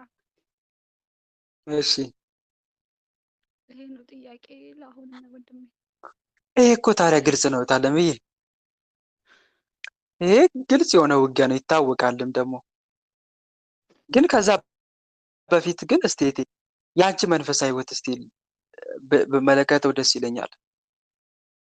ይሄን ነገር ካወቅሽ በኋላ ምን አደረግሽ? እኔ መስገድም መቀጥቀጥም አላቋረጥኩም። እሰግዳለሁ፣ እጸልያለሁ እንደ አቅሜ ማለት ነው። በጣም የምፈራ ማለት ገብቶኛል ችግር እንዳለ። እስካሁን እንደዚሁ ነው ያለሁት። በቃ ምንም ነገር ሊሳካልኝ አልቻለም። ምንም በቃ ስራ ማግኘት አልቻልኩም። ስራ ያለበት ሀገር ነው ያለው። ስራ መስራት አልቻልኩም። መማር አልቻልኩም። ወደ ታች ነው የሚሄድ ያለሁት። ወደ ታች በቃ ባዶ ዜሮ። ታውቃለህ፣ ዜሮ ነው የገባሁት። አሳልፈሽ ሰጥተሻል ታለምዬ? አሳልፈሽ ሰጥተሻል ይሄ ትምህርትሽን ጉዳይ ለፈጣሪ?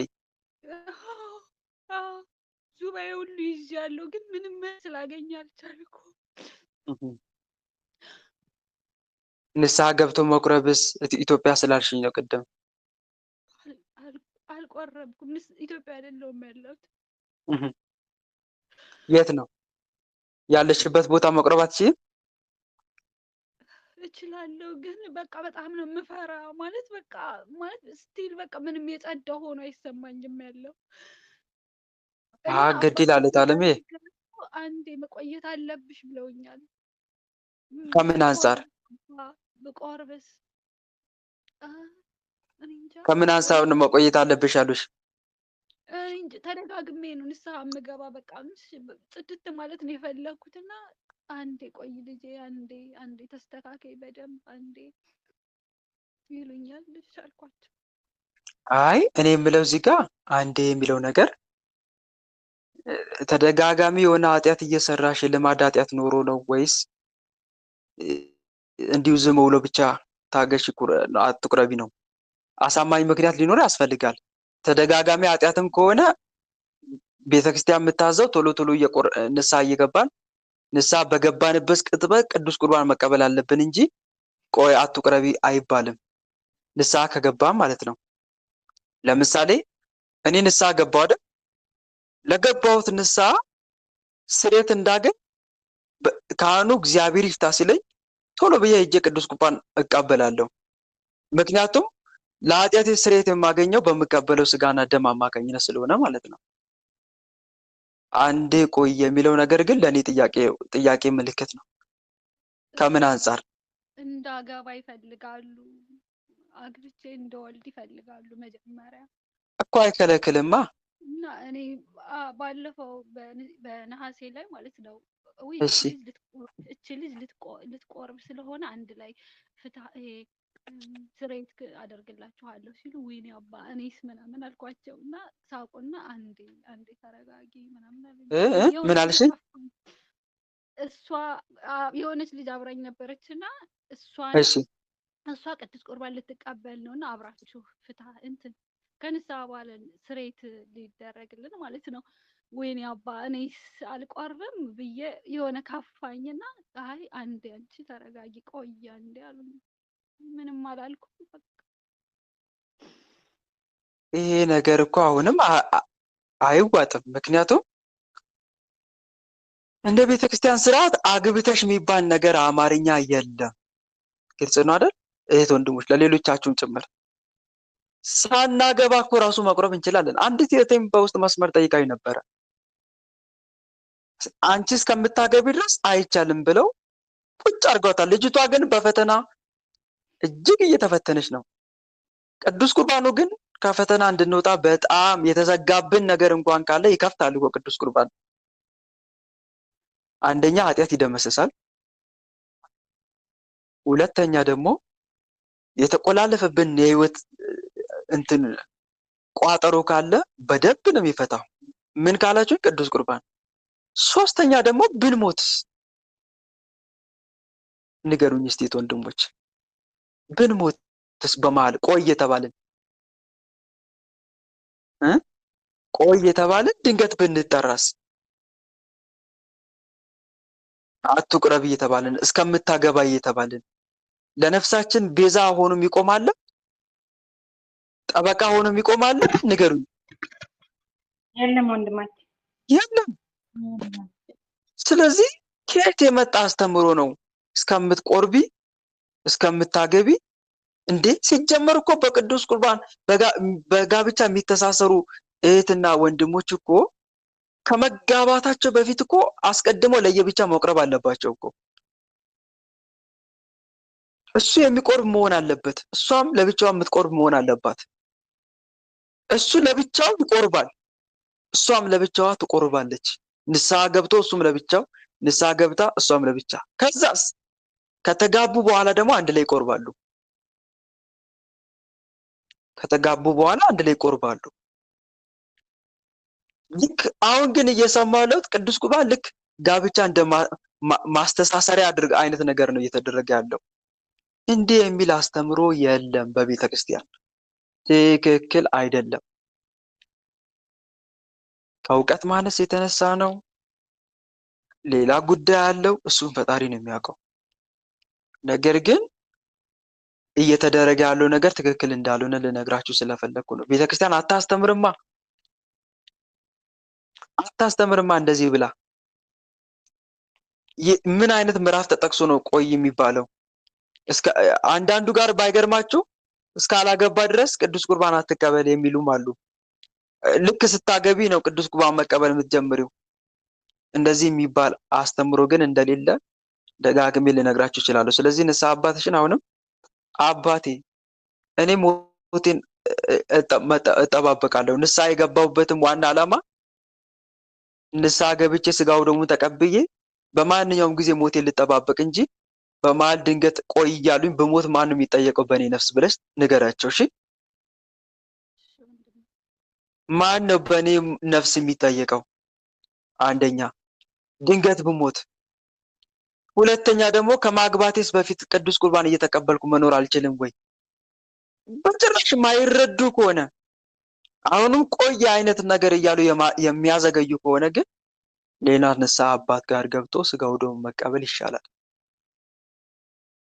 አንድ የምመክረው ምክር የመጨረሻ ይህንን ነው። ቆዩ እያላችሁ የሚያዘገይ የንስሐ አባት ከሆነ ንስሐ አባት ሌላ ጋር ተናዞ ስጋው ደግሞ መቀበል የተሻለ ይሆናል። የሚያዘገይ ከሆነ ማለት ነው፣ ሰበብ እየፈጠረ ይህንን ልናደርግ ይገባል ነው የኔ መልእክቴ። ሌላው ወደ ችግሩ ጉዳይ ስንመጣ ምናልባት ታለምዬ በጎረቤትሽ በጓደኛሽ በኩል የተላከ መተት ሊኖር ይችላል። የሚያሳየውም አንዱ ይሄ ነው። ወንድሜ እሷም እኮ ትሰግዳለች ማለት ሰግዳለሁ ጸልያለሁ ነው የምትለኝ። እንግዲህ እሺ በሁለት አንግል እናየው እንችላለን። ይሄንን በሁለት አንግል እናየው እንችላለን ሲልሽ ለምሳሌ ያ ሰው መንፈሳዊነት ውስጥ ከሌለ እቆርባለሁ እሰግዳለሁ ስላለችም አስተማማኝ ነው ማለት አይቻልም። ግልጽ ነው አይደለ? ስላለም ብቻ ነው በቃ ይቆርባል፣ ይጸልያል፣ ይሰግዳል ማለትም አይቻልም። ለማስመሰል የሚቆርቡም አሉ፣ በእውነትም የሚቆርቡ አሉና የሉም? ወንድሞች አሉ አይደለ? ለማስመሰል የሚቆርቡ የሉም? ለስም ብቻ። ይህንን ልንረሳ አይገባም። እንደነኛ አይነት ሰዎችም ስላሉ ገና አንድ ሰው እቆርባለሁ ስላለ ብቻ ወይም ደግሞ ሲቆርብ ስላለየ ነው ብቻ ወይም ደግሞ ጸልያለሁ ሰግዳለሁ ስላለ ብቻ ያንን ሰው መንፈሳዊ ነው ልንል አንችልም። ይሄ ማረጋገጫ መስፈርት ሊሆን አይችልም ለማለት ፈልጌ ነው። ግን ይህን ስልሽ ደግሞ እህትሽን በቃ እንድትጠራጠሪ፣ እንድትርቂያት፣ እንድትሸሻት አይደለም እየመከርኩሽ ያለሁት። ግን ማሰቡ አይከፋም። ለምሳሌ ከሁለት አንግል እናየዋለን ያልኩሽን ልዘርዝርልሽ። አንደኛ ከሷ ተልኮ የተላከ መተት ካለ ባትልክ፣ መተት እንኳን ባትልክ ቡዳ ሆኖ የሚመጣ መንፈስ አለ።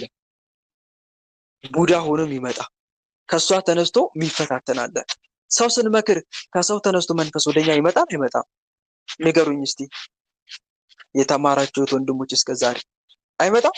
ሰው ስንመክር ይመጣል። በደንብ ነው የሚመጣው። ቅድም ራሱ የመናፈሽኝት ላይ ሰምታችኋል አይደል? አንድ እህቴ ድቁናውን ላፈረሰ ለአንድ ወንድም በመጸለያ በመስገዷ መንፈሱ ከሱ ተነስቶ ልፈታተናት ልበቀላት ወደ እሷው መጣው። ማን ስለሆነች ነው እሷ ለሱ የምትጸልይ ብሎ ሲፎክር ቅድም ሰምታችኋል። ልክ እንደዚህ ለሰው ስንመክር ለሰው ስንጸልይ ያ መንፈስ ከዛ ሰው ተነስቶ ወደኛ ሊመጣ ይችላል። ከዛ የኛን ህይወት ማጨላለም ይጀምራል ማለት ነው። ስለዚህ ከሁለት አንዱ ማየት አለብሽ ልልሽ ፈልጌ ነው። ወይ ተልኮ የመጣ አለ፣ ወይ ደግሞ እሷ ባትልክ እንኳን ተናዶ ቡዳ ሆኖ የሚመጣ መንፈስ አለ። የቤተሰብ ዛርም ሊሆን ይችላል ማለት ነው። ብቻ ከአንቺ የሚጠበቀው ምንድን ነው ከተባለ እሷ በምመክርበት ሰዓት ከሷ ተልከ የመጣ ስራዋን አበላሽ፣ እድሏን ዝጋ ተብለ የተላክ መተት ካለ፣ ትምህርት እንዳትማር አድርግ ተብለ የተላክ መተት ካለ በመድኃኒዓለም ስም ራስን አጋልጥ እያሉ መቀጥቀጥ። ሁለተኛ ሲቀጥል ደግሞ ቡዳም ራሱ ሆነ የመጣ ካለ ከሷ ተነስተ ተናደኔ ለመበቀል የመጣ መንፈስ ካለ ራስን አጋልጥ እያሉ መቀጥቀጥ ያስፈልጋል ማለት ነው። ይህን ከማድረጋችን በፊት ግን አስቀድሞ ጌታ ሆይ ጠላቶችን ያዝልኝ ብሎ ሱባኤ መግባት። እስቲ ሱባኤ ስትገቢ ምን ብለሽ ነው የገባሽው? ሱባኤ ራሱ እኮ ስንገባ ርዕሱን ልናውቅ ይገባል። የምንገባበትን ዓላማ ጠላቶችን ያዝልኝ ብለሽ ገብተሻል እህቴ? ማለት በቃ እንደሱ ብዬም ባይሆን ግን ገብቻለሁ። እንደሱ ብዬ ስለ ትምህርቴ ጉዳይም ንገረኝ ብዬ ገብቻለሁ። ምን እንደሆንኩ ሁሉ እንዲገባኝ ማለት ነው። ለምንድን ነው ነገሮች የሚበላሹብኝ? ለምንድን ነው ትምህርቴን ልማር ያልቻልኩት? ስንት ዓመት የለፋውበት ነው። አሁን እዚህ አፕግሬድ ላደርገው ነው የመጣሁት እና በቃ ግን ምንም አይነት መልስ የለም እና አላስበውም ሁላ እሺ ውጭ ሆኜ ያሰብኩትን ማለት ነው። ውጭ ሆኜ ቤት ገብቼ እንደገና አፕላይም አድርጌ ምናምን ብዬ አስብና ቤት ስገባ እንደማይመለከተኝ ነው። በቃ ጸጥ እላለሁ። እንደማይመለከተኝ እንዴት? እስቲ እንደማይመለከተኝ መሙላትም እንደሌለብኝ እንደ አዲስ አፕላይ ማድረግ እንደሌለብኝ የወሰድኩትን ገንዘብ ማለት ነው የወሰድኩትን ገንዘብ እከፍላለሁ ያለሁት አሁን ያልተጠቀምኩበትን ገንዘብ ለትምህርት የተሰጠኝን ገንዘብ ሳልጠቀምት እየከፈልኩ ነው ያለሁት። ስለሱ ብቻ ነው የማስበው። ይሄ የጠላት ሴራ ነው። እና አንደኛ ሱባኤ ስንገባ ምን ብለን ነው የምንገባ የሚለውን ጠላቴን ያዝልኝ፣ በእንደዚህ አይነት ነገር የሚፈታተነኝ ክፉ መንፈስ ያዝልኝ ብሎ ሱባኤ ስንገባ እንደዛ ብለን በርዕስ መግባት አለብን። ሁለተኛ ሲቀጥል ደግሞ ልክ ከሱባኤ ከወጣን በኋላ ደግሞ ሱባኤው እንደተመለሰልን አድርገን ቆጥረን ምን ማድረግ አለብን? እኔ ጋር ያሉትን መናፍስ በሙሉ ለአንተ አሳልፌ ሰጥቻለሁ ብለን ለአንድ ቅዱስ አሳልፎ መስጠት። ለመድኃኒዓለምም ሊሆን ይችላል፣ ለመብርሃንም ሊሆን ይችላል፣ ለቅዱሳን ጻድቃን ሰማዕታት ሊሆን ይችላል። በስራዬ ጣልቃ እየገቡ ስራዬን የሚያደናቅፈውን በትምህርቴ ጣልቃ እየገቡ ትምህርቴን የሚያደናቅፉትን ክፉ መናፍስትን ትይዝልኝ ዘንድ ከዛሬ ጀምሮ ለአንተ አሳልፌ ሰጥቻለሁ ብለን በአንተ ስም ስቀጠቅጥ ጠላቶችን ቀጥቅጥልኝ ያዝልኝ ብለን መናፍስቶቹ መፋለም። ለምሳሌ ከመቀጥቀጥሽ በፊት ምን አይነት ድርሳን ወይ መልክ ጸልየሽ ነው የምትቀጠቅጭው? የምትጸልዩ ድርሳንና መልክ አለ አስቀድሙ። አዎ የቅዱስ ሚካኤልን የቅዱስ ገብርኤልን ጸልያለሁ። አይሰማኝም እህቴ፣ የቅዱስ ርቋል ድምፅሽ። ሚካኤልን የቅዱስ ገብርኤልን ድርሳን እጸልያለሁ። መልካም ካልሆነ ደግሞ ከልጆቹ ጋር ሆኜ ከእነሱ ጥሩ ጋር ሆኜ እቀጥላለሁ። ጥሩ። አሁንም ቀጥይበት። እንደዚህ የምታደርጊ ከሆነ ቀጥይበት። ሌላው ደግሞ ቆም ብለሽ ደግሞ ንስሐሽን ማሰብ። ለምሳሌ ያልተናዘዝሽው ንስሐ ኃጢአት ካለ እነኚህ ነገሮች ማስተካከል፣ መናዘዝ አስበሽ ጌታዊ ከኔ የተሰወረ ኃጢአት ካለ የተደበቀ ኃጢአት ካለ ያንን ኃጢአት ግለጽልኝ ብሎ ጸሎት ካደረግሽ በኋላ አስበሽ እነኛን ኃጢአቶች መናዘዝ። ሌላው ደግሞ አንቺ ጋር መስተካከል ያሉ ነገሮች ካሉ እነኛንም መፈተሽ።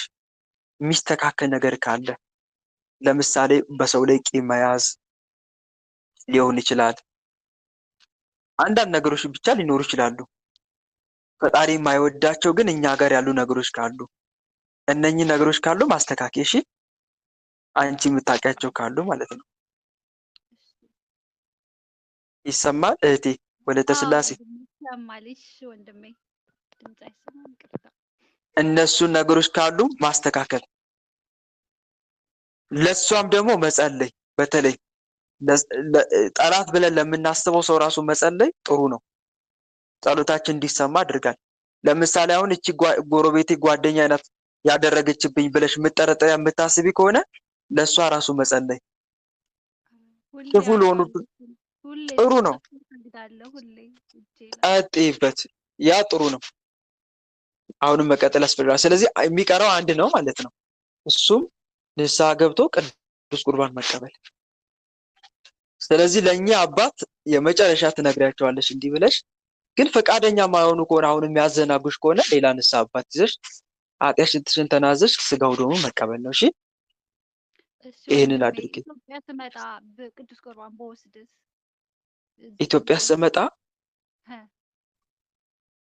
እስከዛው ድረስ ዝም ብለሽ ልትቀመጪ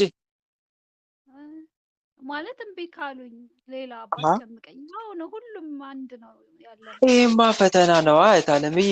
አንደኛ ፈተናው እንደዛው ይቀጥላል።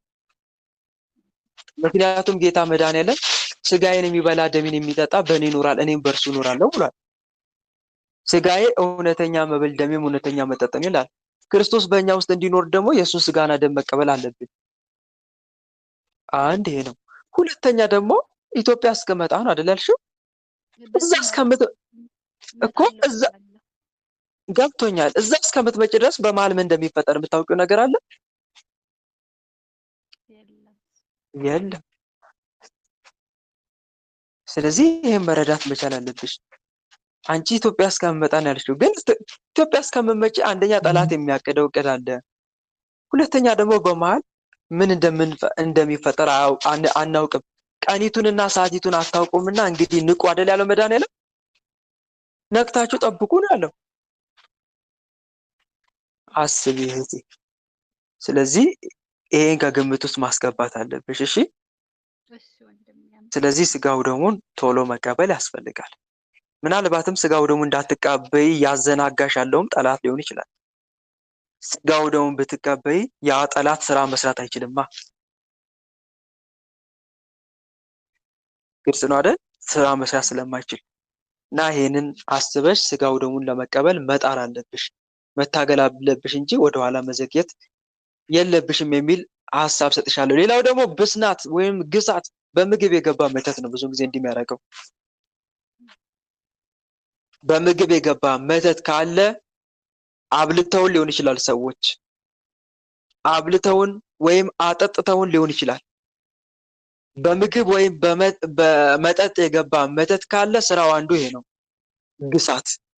ግሳትና ብስናት፣ የጨጓራ ማቃጠል፣ የጨጓራ መታመም፣ ማቅለሽለሽ፣ ማስመለስ፣ የሆድ ቁርጠት፣ ትርፍ አንጀት፣ ተቅማጥ፣ ፈስ መቆጣጠር አለመቻል፣ ቶሎ ቶሎ የረሃብ ስሜት መሰማት፣ ትንሽ እንደቀመሱ ምንም አለመመገብ። ይሄ ከምግብ ጋር አብሮ የገባ መተት ሲኖር ነው። እሺ እንዲህ አይነት ምልክት የምታዩት ወንድሞች፣ ትንሽ ትመገብና በቃኝ በቃኝ ትላለህ። በቃ ይቆልፋል፣ ምግብ አትመገብም።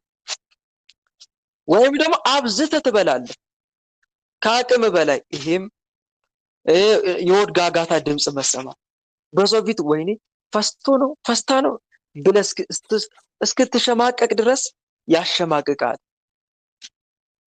የሆድ ግሳት፣ የሆድ ቁርጠት፣ የሆድ ጋጋታ ድምፅ መሰማት፣ እነኚህ በምግብ በኩል የተመተተ መተት ካለ ነው እንዲህ አይነት ምልክት። ወይም ደግሞ ምግብ ስንበላ አይቶን የገባ ቡዳ መንፈስ ካለ፣ ወይም ከምግብ ጋር አብሮ የገባ ዛር ካለ ማለት ነው። እስቲ ቆይ አንዴ። በስመ አብ ወወልድ ወመንፈስ ቅዱስ አሐዱ አምላክ። በስመ አብ ወወልድ ወመንፈስ ቅዱስ አሐዱ አምላክ። በስመ አብ ወወልድ ወመንፈስ ቅዱስ አሐዱ አምላክ።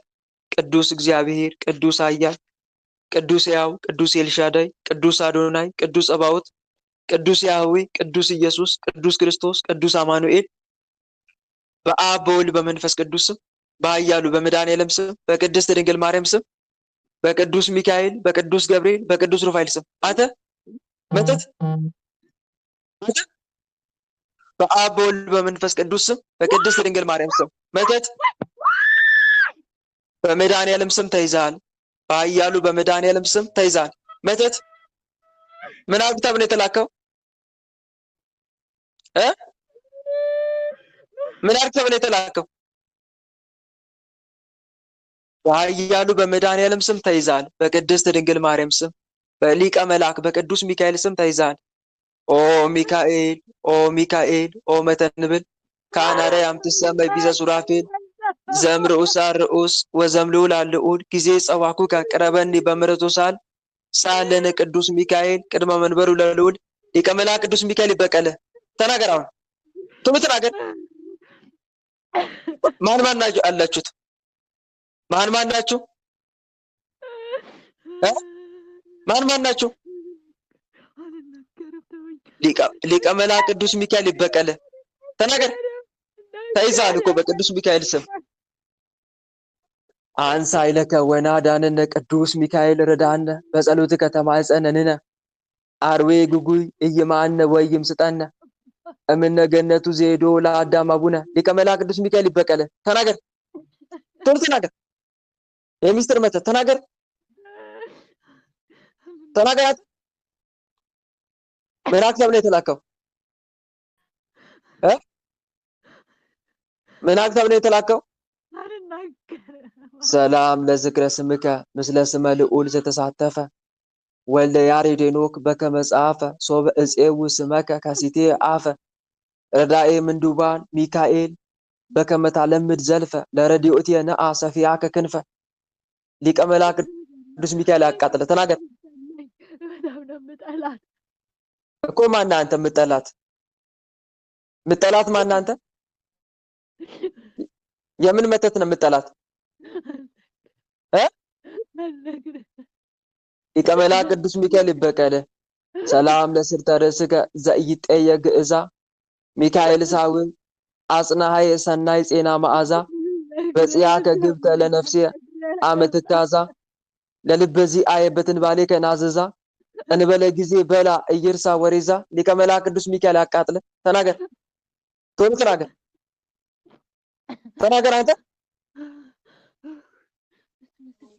ለምንድን ነው የምጠላት? ለምንድን ነው የምጠላት? እሺ እህት አለምዬ በውስጥ መስመር አናግሪኝ። እሺ በኋላ በውስጥ መስመር ጻፊልኝ። ግን ዞሮ ዞሮ የሚስጥር መተት ነው። እሺ የሚስጥር መተት ነው። አልናገርም የሚለው እሱ ነው። የሚስጥር መተት አንደኛ ምናልባት ከተገበረለት ግብር አንጻር ያደፍጣል። ከተገበረለት ግብር አንጻር።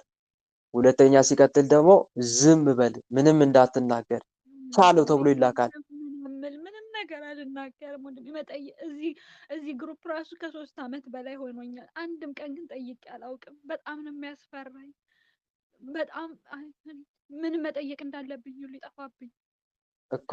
ሚስጥር መተት ነዋ። ሚስጥር እንዳታወጣ ዝም በል። ስግደቱን ቻለው፣ ጸሎቱን ቻለው፣ በቃ የምታደርገውን ነገር ሁሉ ቻለው ብለው ላይ በላይ ግብር ይገብሩለታል ለአጋንንቱ። ከሚገበርለት ግብር አንጻር ደግሞ አጋንንቱ መንፈሳዊ ህይወታችንን ለመቋቋም ይታገላል ማለት ነው። ከዛ አንጻር ነው። ታዲያ ለዚህ መንፈስ ፍቱ መድኃኒቱ ምንድነው? ቅዱስ ቁርባን። ምንድነው አልኩሽ? ቅዱስ ቁርባን። ቅዱስ ቁርባን። እኔ ችግር ስላለ ነው ብዬ ነው የማስበው። ለምን መከልከል፣ ለምን ማገዱ አስፈለገ? ከቅዱስ ቁርባን እውነተኛ ንስሐ አባት ንስሐ ልጁ ንስሐ እንደጨረሰ ቶሎ ብሎ ወደ ቅዱስ ቁርባን ይሰዳል እንጂ እንዴት አድርጎ ቆይ እያለ ያዘገያል? ይሄ እኔ የራሴ ግምት ነው፣ ጥያቄ ነው ስለፈጠረብኝ ነው። ምክንያቱም እንዲህ አይነት አስተምሮ የለማ። አንዱ የኔ ጥያቄ ነው ይሄ። ስለዚህ ታለምዬ ቅዱስ ቁርባን መቀበሉ ላይ አትዘግይ ለማለት ፈልጌ ነው። እሺ እሺ ወንድሜ አመሰግናለሁ። እሺ ታለምዬ በጣም ነው የማመሰግነው።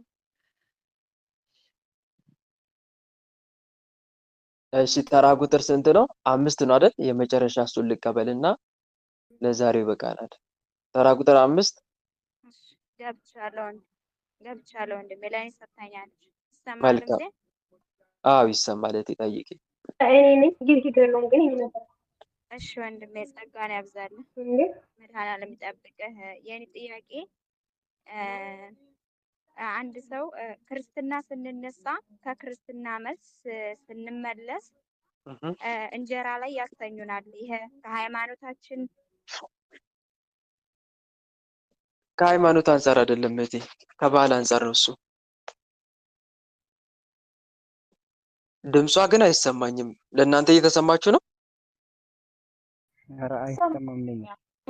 አይሰማም ወንድማችን፣ እኔ ነበርኩ እሱ አይደለችም። እሺ ከሃይማኖት አንጻር አይደለም፣ ከባህል አንጻር ነው። ያው ከባህል አንጻር እንጀራ ይውጣለት ነው አይደለም? እንጀራ ይውጣለት፣ እግዚአብሔር አምላክ እንጀራ ይስጣት ለማለት ነው። መልካም ምኞት ነው እንጂ ከሃይማኖት አንጻር አይደለም። እንጀራ ላይ አንከባሉ የሚል የቤተ ክርስቲያን ስርዓት የለም። ግን ከሃይማኖት አንጻር መልካም ምኞታቸውን ለመግለጽ እንዲህ ያደርጋሉ። እንዲህ አይነቱን ደግሞ እኔ የሚጎዳ ነው አልለውም።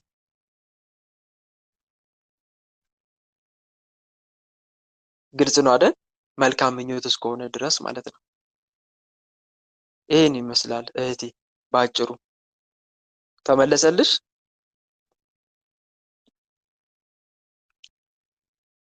ተመልሶልሻል እህቴ?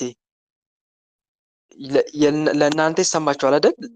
ለእሷ ባይሰማ ይሰማል። እሺ እንደዛ ከሆነ ሰዓት አለን። ተራ ቁጥር 6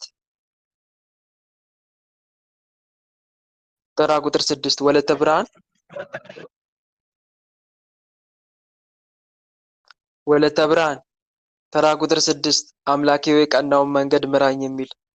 ተራ ቁጥር 7 የማርያም ወርቅ።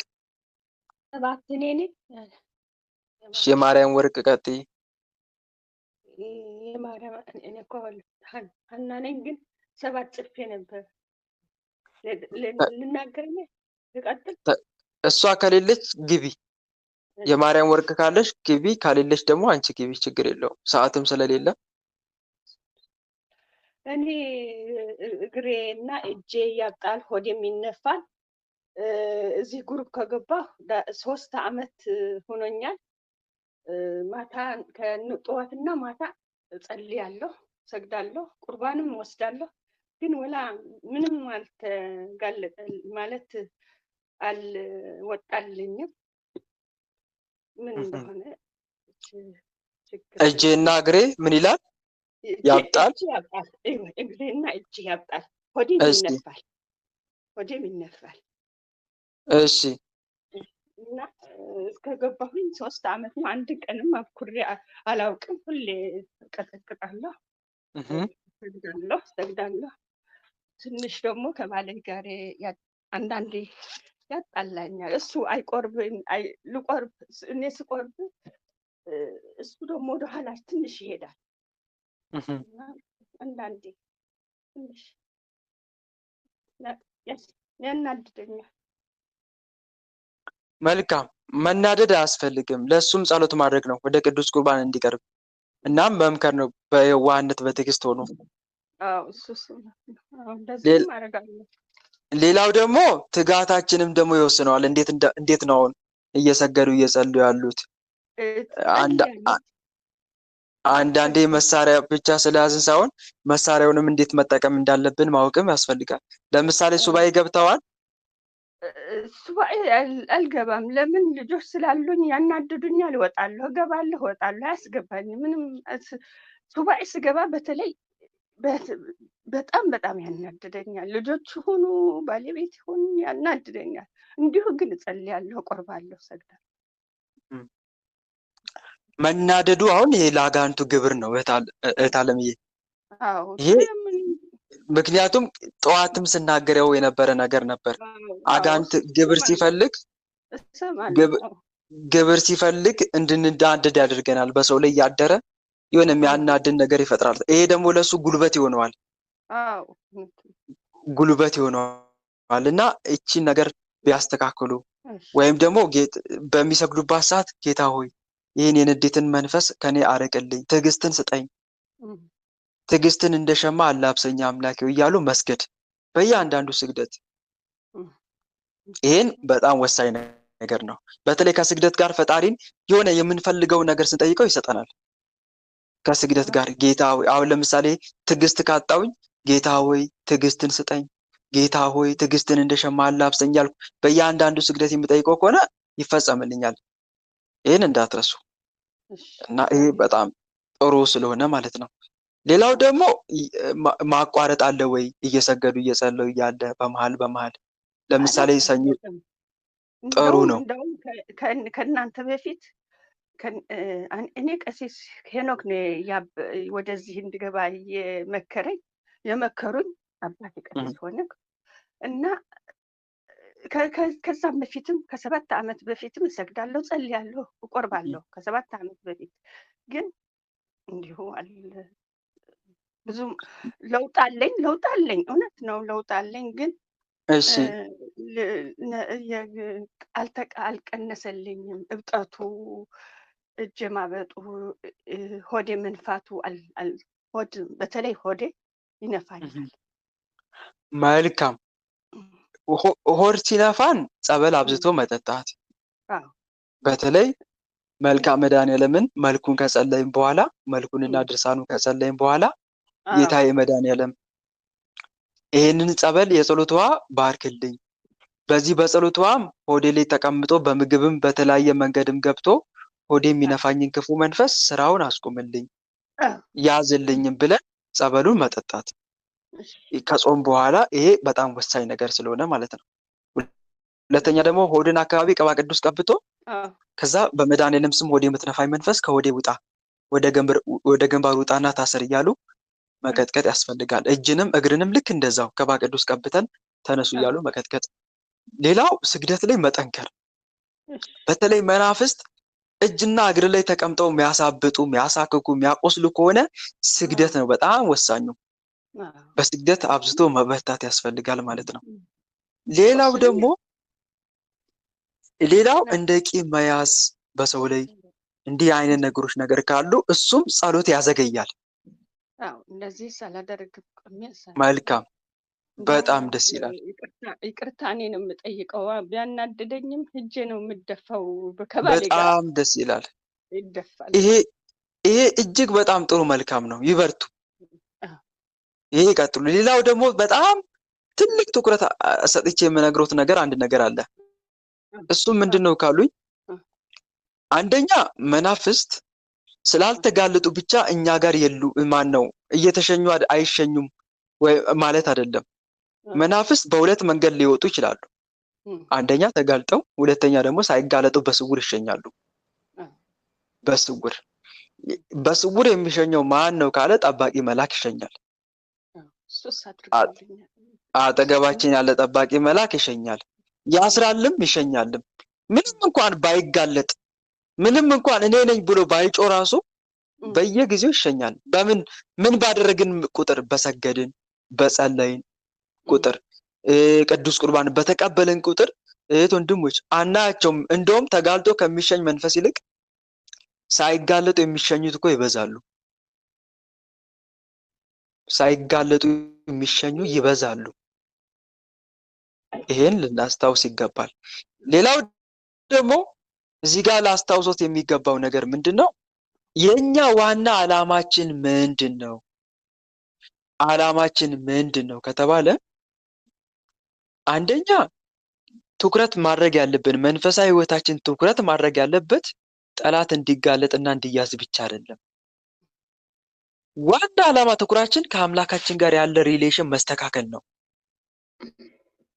ግልጽ ነው አይደለ? ነፍስ ማዳን ነው።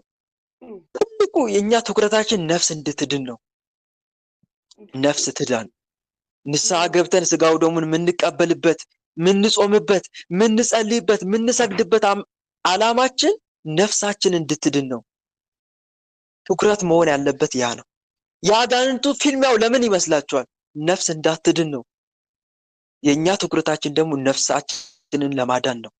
ቅዱስ ጳውሎስ እኛ ግን ነፍሳቸውን ሊያድኑ ከሚፋጠኑት እንጂ ወደኋላ ከሚያፈገፍጉ አይደለንም እንዳለው ዓላማ መሆን ያለበት ይሄ ነው። አንድ ትኩረት ማድረግ ያለብን እሱ ላይ ነው።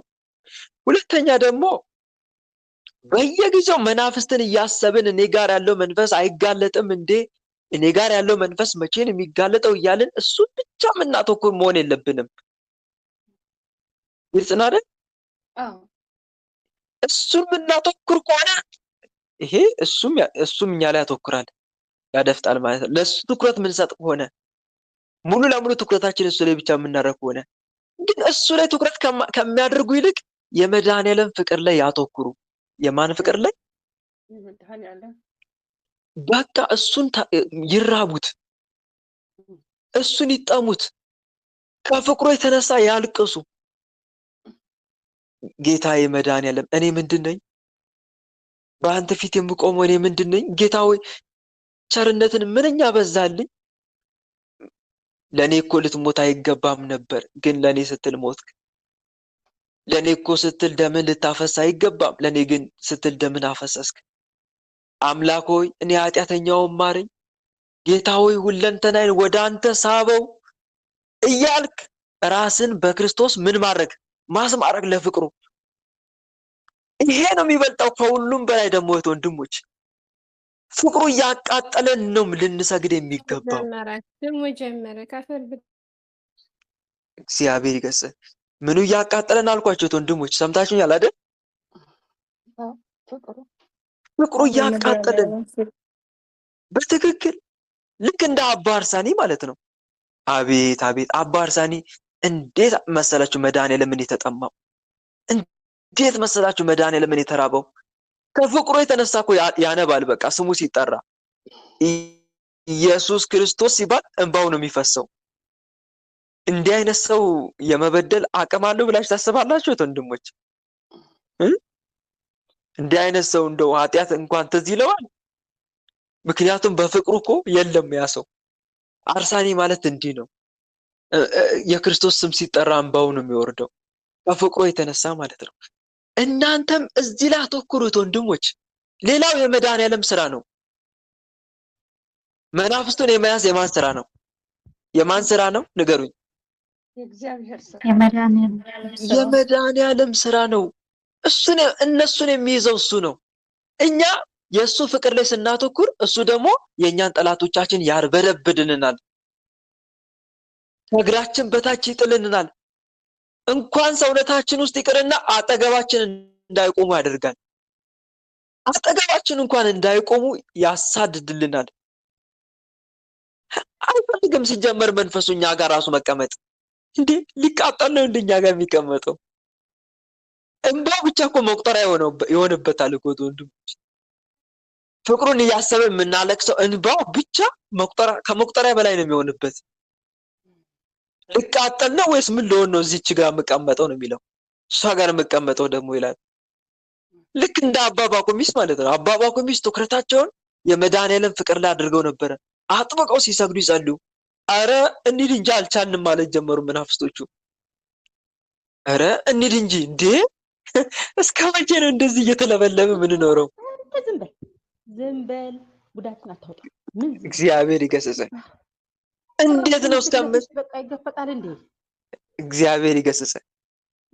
እንዴት ነው እንደዚህ ከዚህ ጋር እየተለበለብን ለዘመናት ምን ኖረው አስቡት። 3 ቀን የተወሰነ ቀን እኮ ነው የያዘው ፍቅሩን እያሰበ ሲያለቅስ ሲሰግድ እጅን ስለሰገደ ስለጸለየ ማቋቋም አቃታቸው። እንሂድ እሱ ግን ኧረ ቆዩ እንጂ ማለት ጀመረ። አትቆዩም እንዴ እንግዳ ከወዳጁ ቤት መጥቶ ልረፍ ልዋል ልደር ይላል እንጂ እናንተ ትላንት መታችሁ ዛሬ እንሂድ እንጂ ትላላችሁ እንዴ? ቆዩ እንጂ ማለት ጀመረ። እኛ ግን ውጡ ነው አይደል? ውጡ እንጂ። እሱ ግን ቆዩ እንጂ። ምክንያቱም ትኩረቱ እነሱ ላይ አይደለም ፈጣሪው ላይ ነዋ። ክርስቲያንም አጋንንትም የሚያሸንፈው ትኩረቱን ፈጣሪው ላይ አድርጎ ሲሰግድ እንጂ መናፍስቱ ላይ አድርጎ ሲሰግድ ሲጸልይ አይደለም፣ ሲቆርብም አይደለም። አሁን ገባችሁ ወንድሞች? እቺ ምክር ያዙልኝ ፕሊስ። አሁን በስተመጨረሻዋ ሰዓት የመከርኳችሁ ምክር በእውነት ልባችሁ ላይ እንድታደር ፈልጋለሁ። ያዟት፣ ትጠቅማችኋለች። የመድኃኒዓለምን ፍቅር እያሰባችሁ ስገዱ።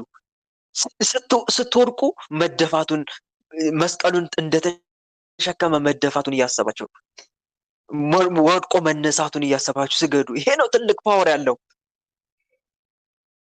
ይሄን እያሰባችሁ እግዚአብሔር ይገስጽ።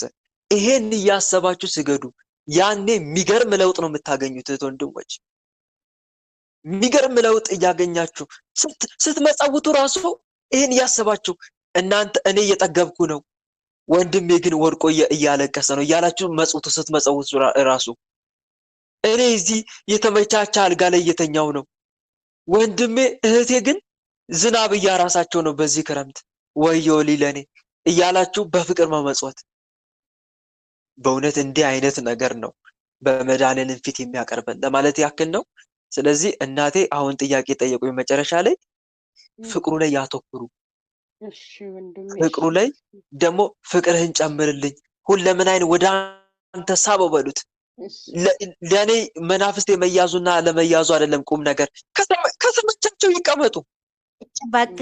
በቃ ይበቃል። እፍ ያቃጥላል። እግዚአብሔር ይገዛችሁ። ከተመቻቸው ለምን አመት እድሜ ልክ ለምን አይቀመጡም? ከእርሱ የሚጣበቀው አንደኛ ዋናው ትልቁ ነገር ደግሞ መናፍስትን ስንፋለም ግባችን እንዲጋለጡ ብቻ አይደለም ህይወታችን እንዲስተካከል ነው አይደል? አዎ እውነት ነው። ህይወት እኮ ዋናው ትልቁ ነገር ህይወታችን መንፈሱ አለመቆጣጠሩ ነው። መጋለጥና አለመጋለጥ ሳይሆን ህይወትን አለመቆጣጠሩ። ህይወቴን ተቆጣጥሮታል አልተቆጣጠረውም። ህይወትን እስካልተቆጣጠረ ድረስ ምን አገባንኛ? እና ትኩረታችሁን መድኃኒዓለም ላይ እያደረግን ፍቅሩን እንዴት ላብዛ? ጌታዬን እንዴት አድርጌ ላስደስተው? ምን አድርጌ ላስደስተው? የሾህ አክሊል የተሸከመልኝን አምላክ ምን አድርጌ ላስደስተው?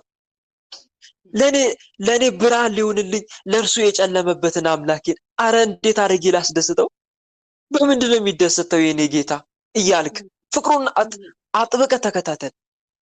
ቅዱስ ጳውሎስ ፍቅሩን ተከታተሉ እንዳለው ማለት ነው። እንዴት አድርጌ ላስደስተው የኔን አምላክ እያልክ አንተ በሱ ፍቅር ስትቃጠል እሱ ደግሞ ያንተን ስራ ይሰራል፣ ህይወትን ይጎበኘዋል። የሚወደኝ ቢኖር ብሏል እኮ እሱ ራሱ የሚወደኝ ቢኖር ቃሌን ይጠብቃል፣ አባቴም ይወደዋል እኔም እወደዋለሁ ወደ እርሱም እንመጣለን ብሏል። ደስ ሲል ይህን ቃል ሳነበው ስሰማው እንዴት ደስ እንደሚለኝ ወንድሞች። ወደ እርሱም እመጣለሁ በእርሱም ዘንድ እኔና አባቴ መኖሪያ እናደርጋለን ይላል። እኔና አባቴ አብ በእርሱ ዘንድ መኖሪያ እናደርጋለን። የሚወደኝን ፍቅሬን እየተከታተለ የሚተጋውን እኮ ማለት እኮ ነው። እና እዚህ ላይ አተኩሩ ፕሊስ እህቶቼ። መንፈሳዊነት ማለት ይሄ ነው። እንደተረዳችሁኝ ተስፋ አድርጋለሁ። በዚህ መልኩ አስተማረን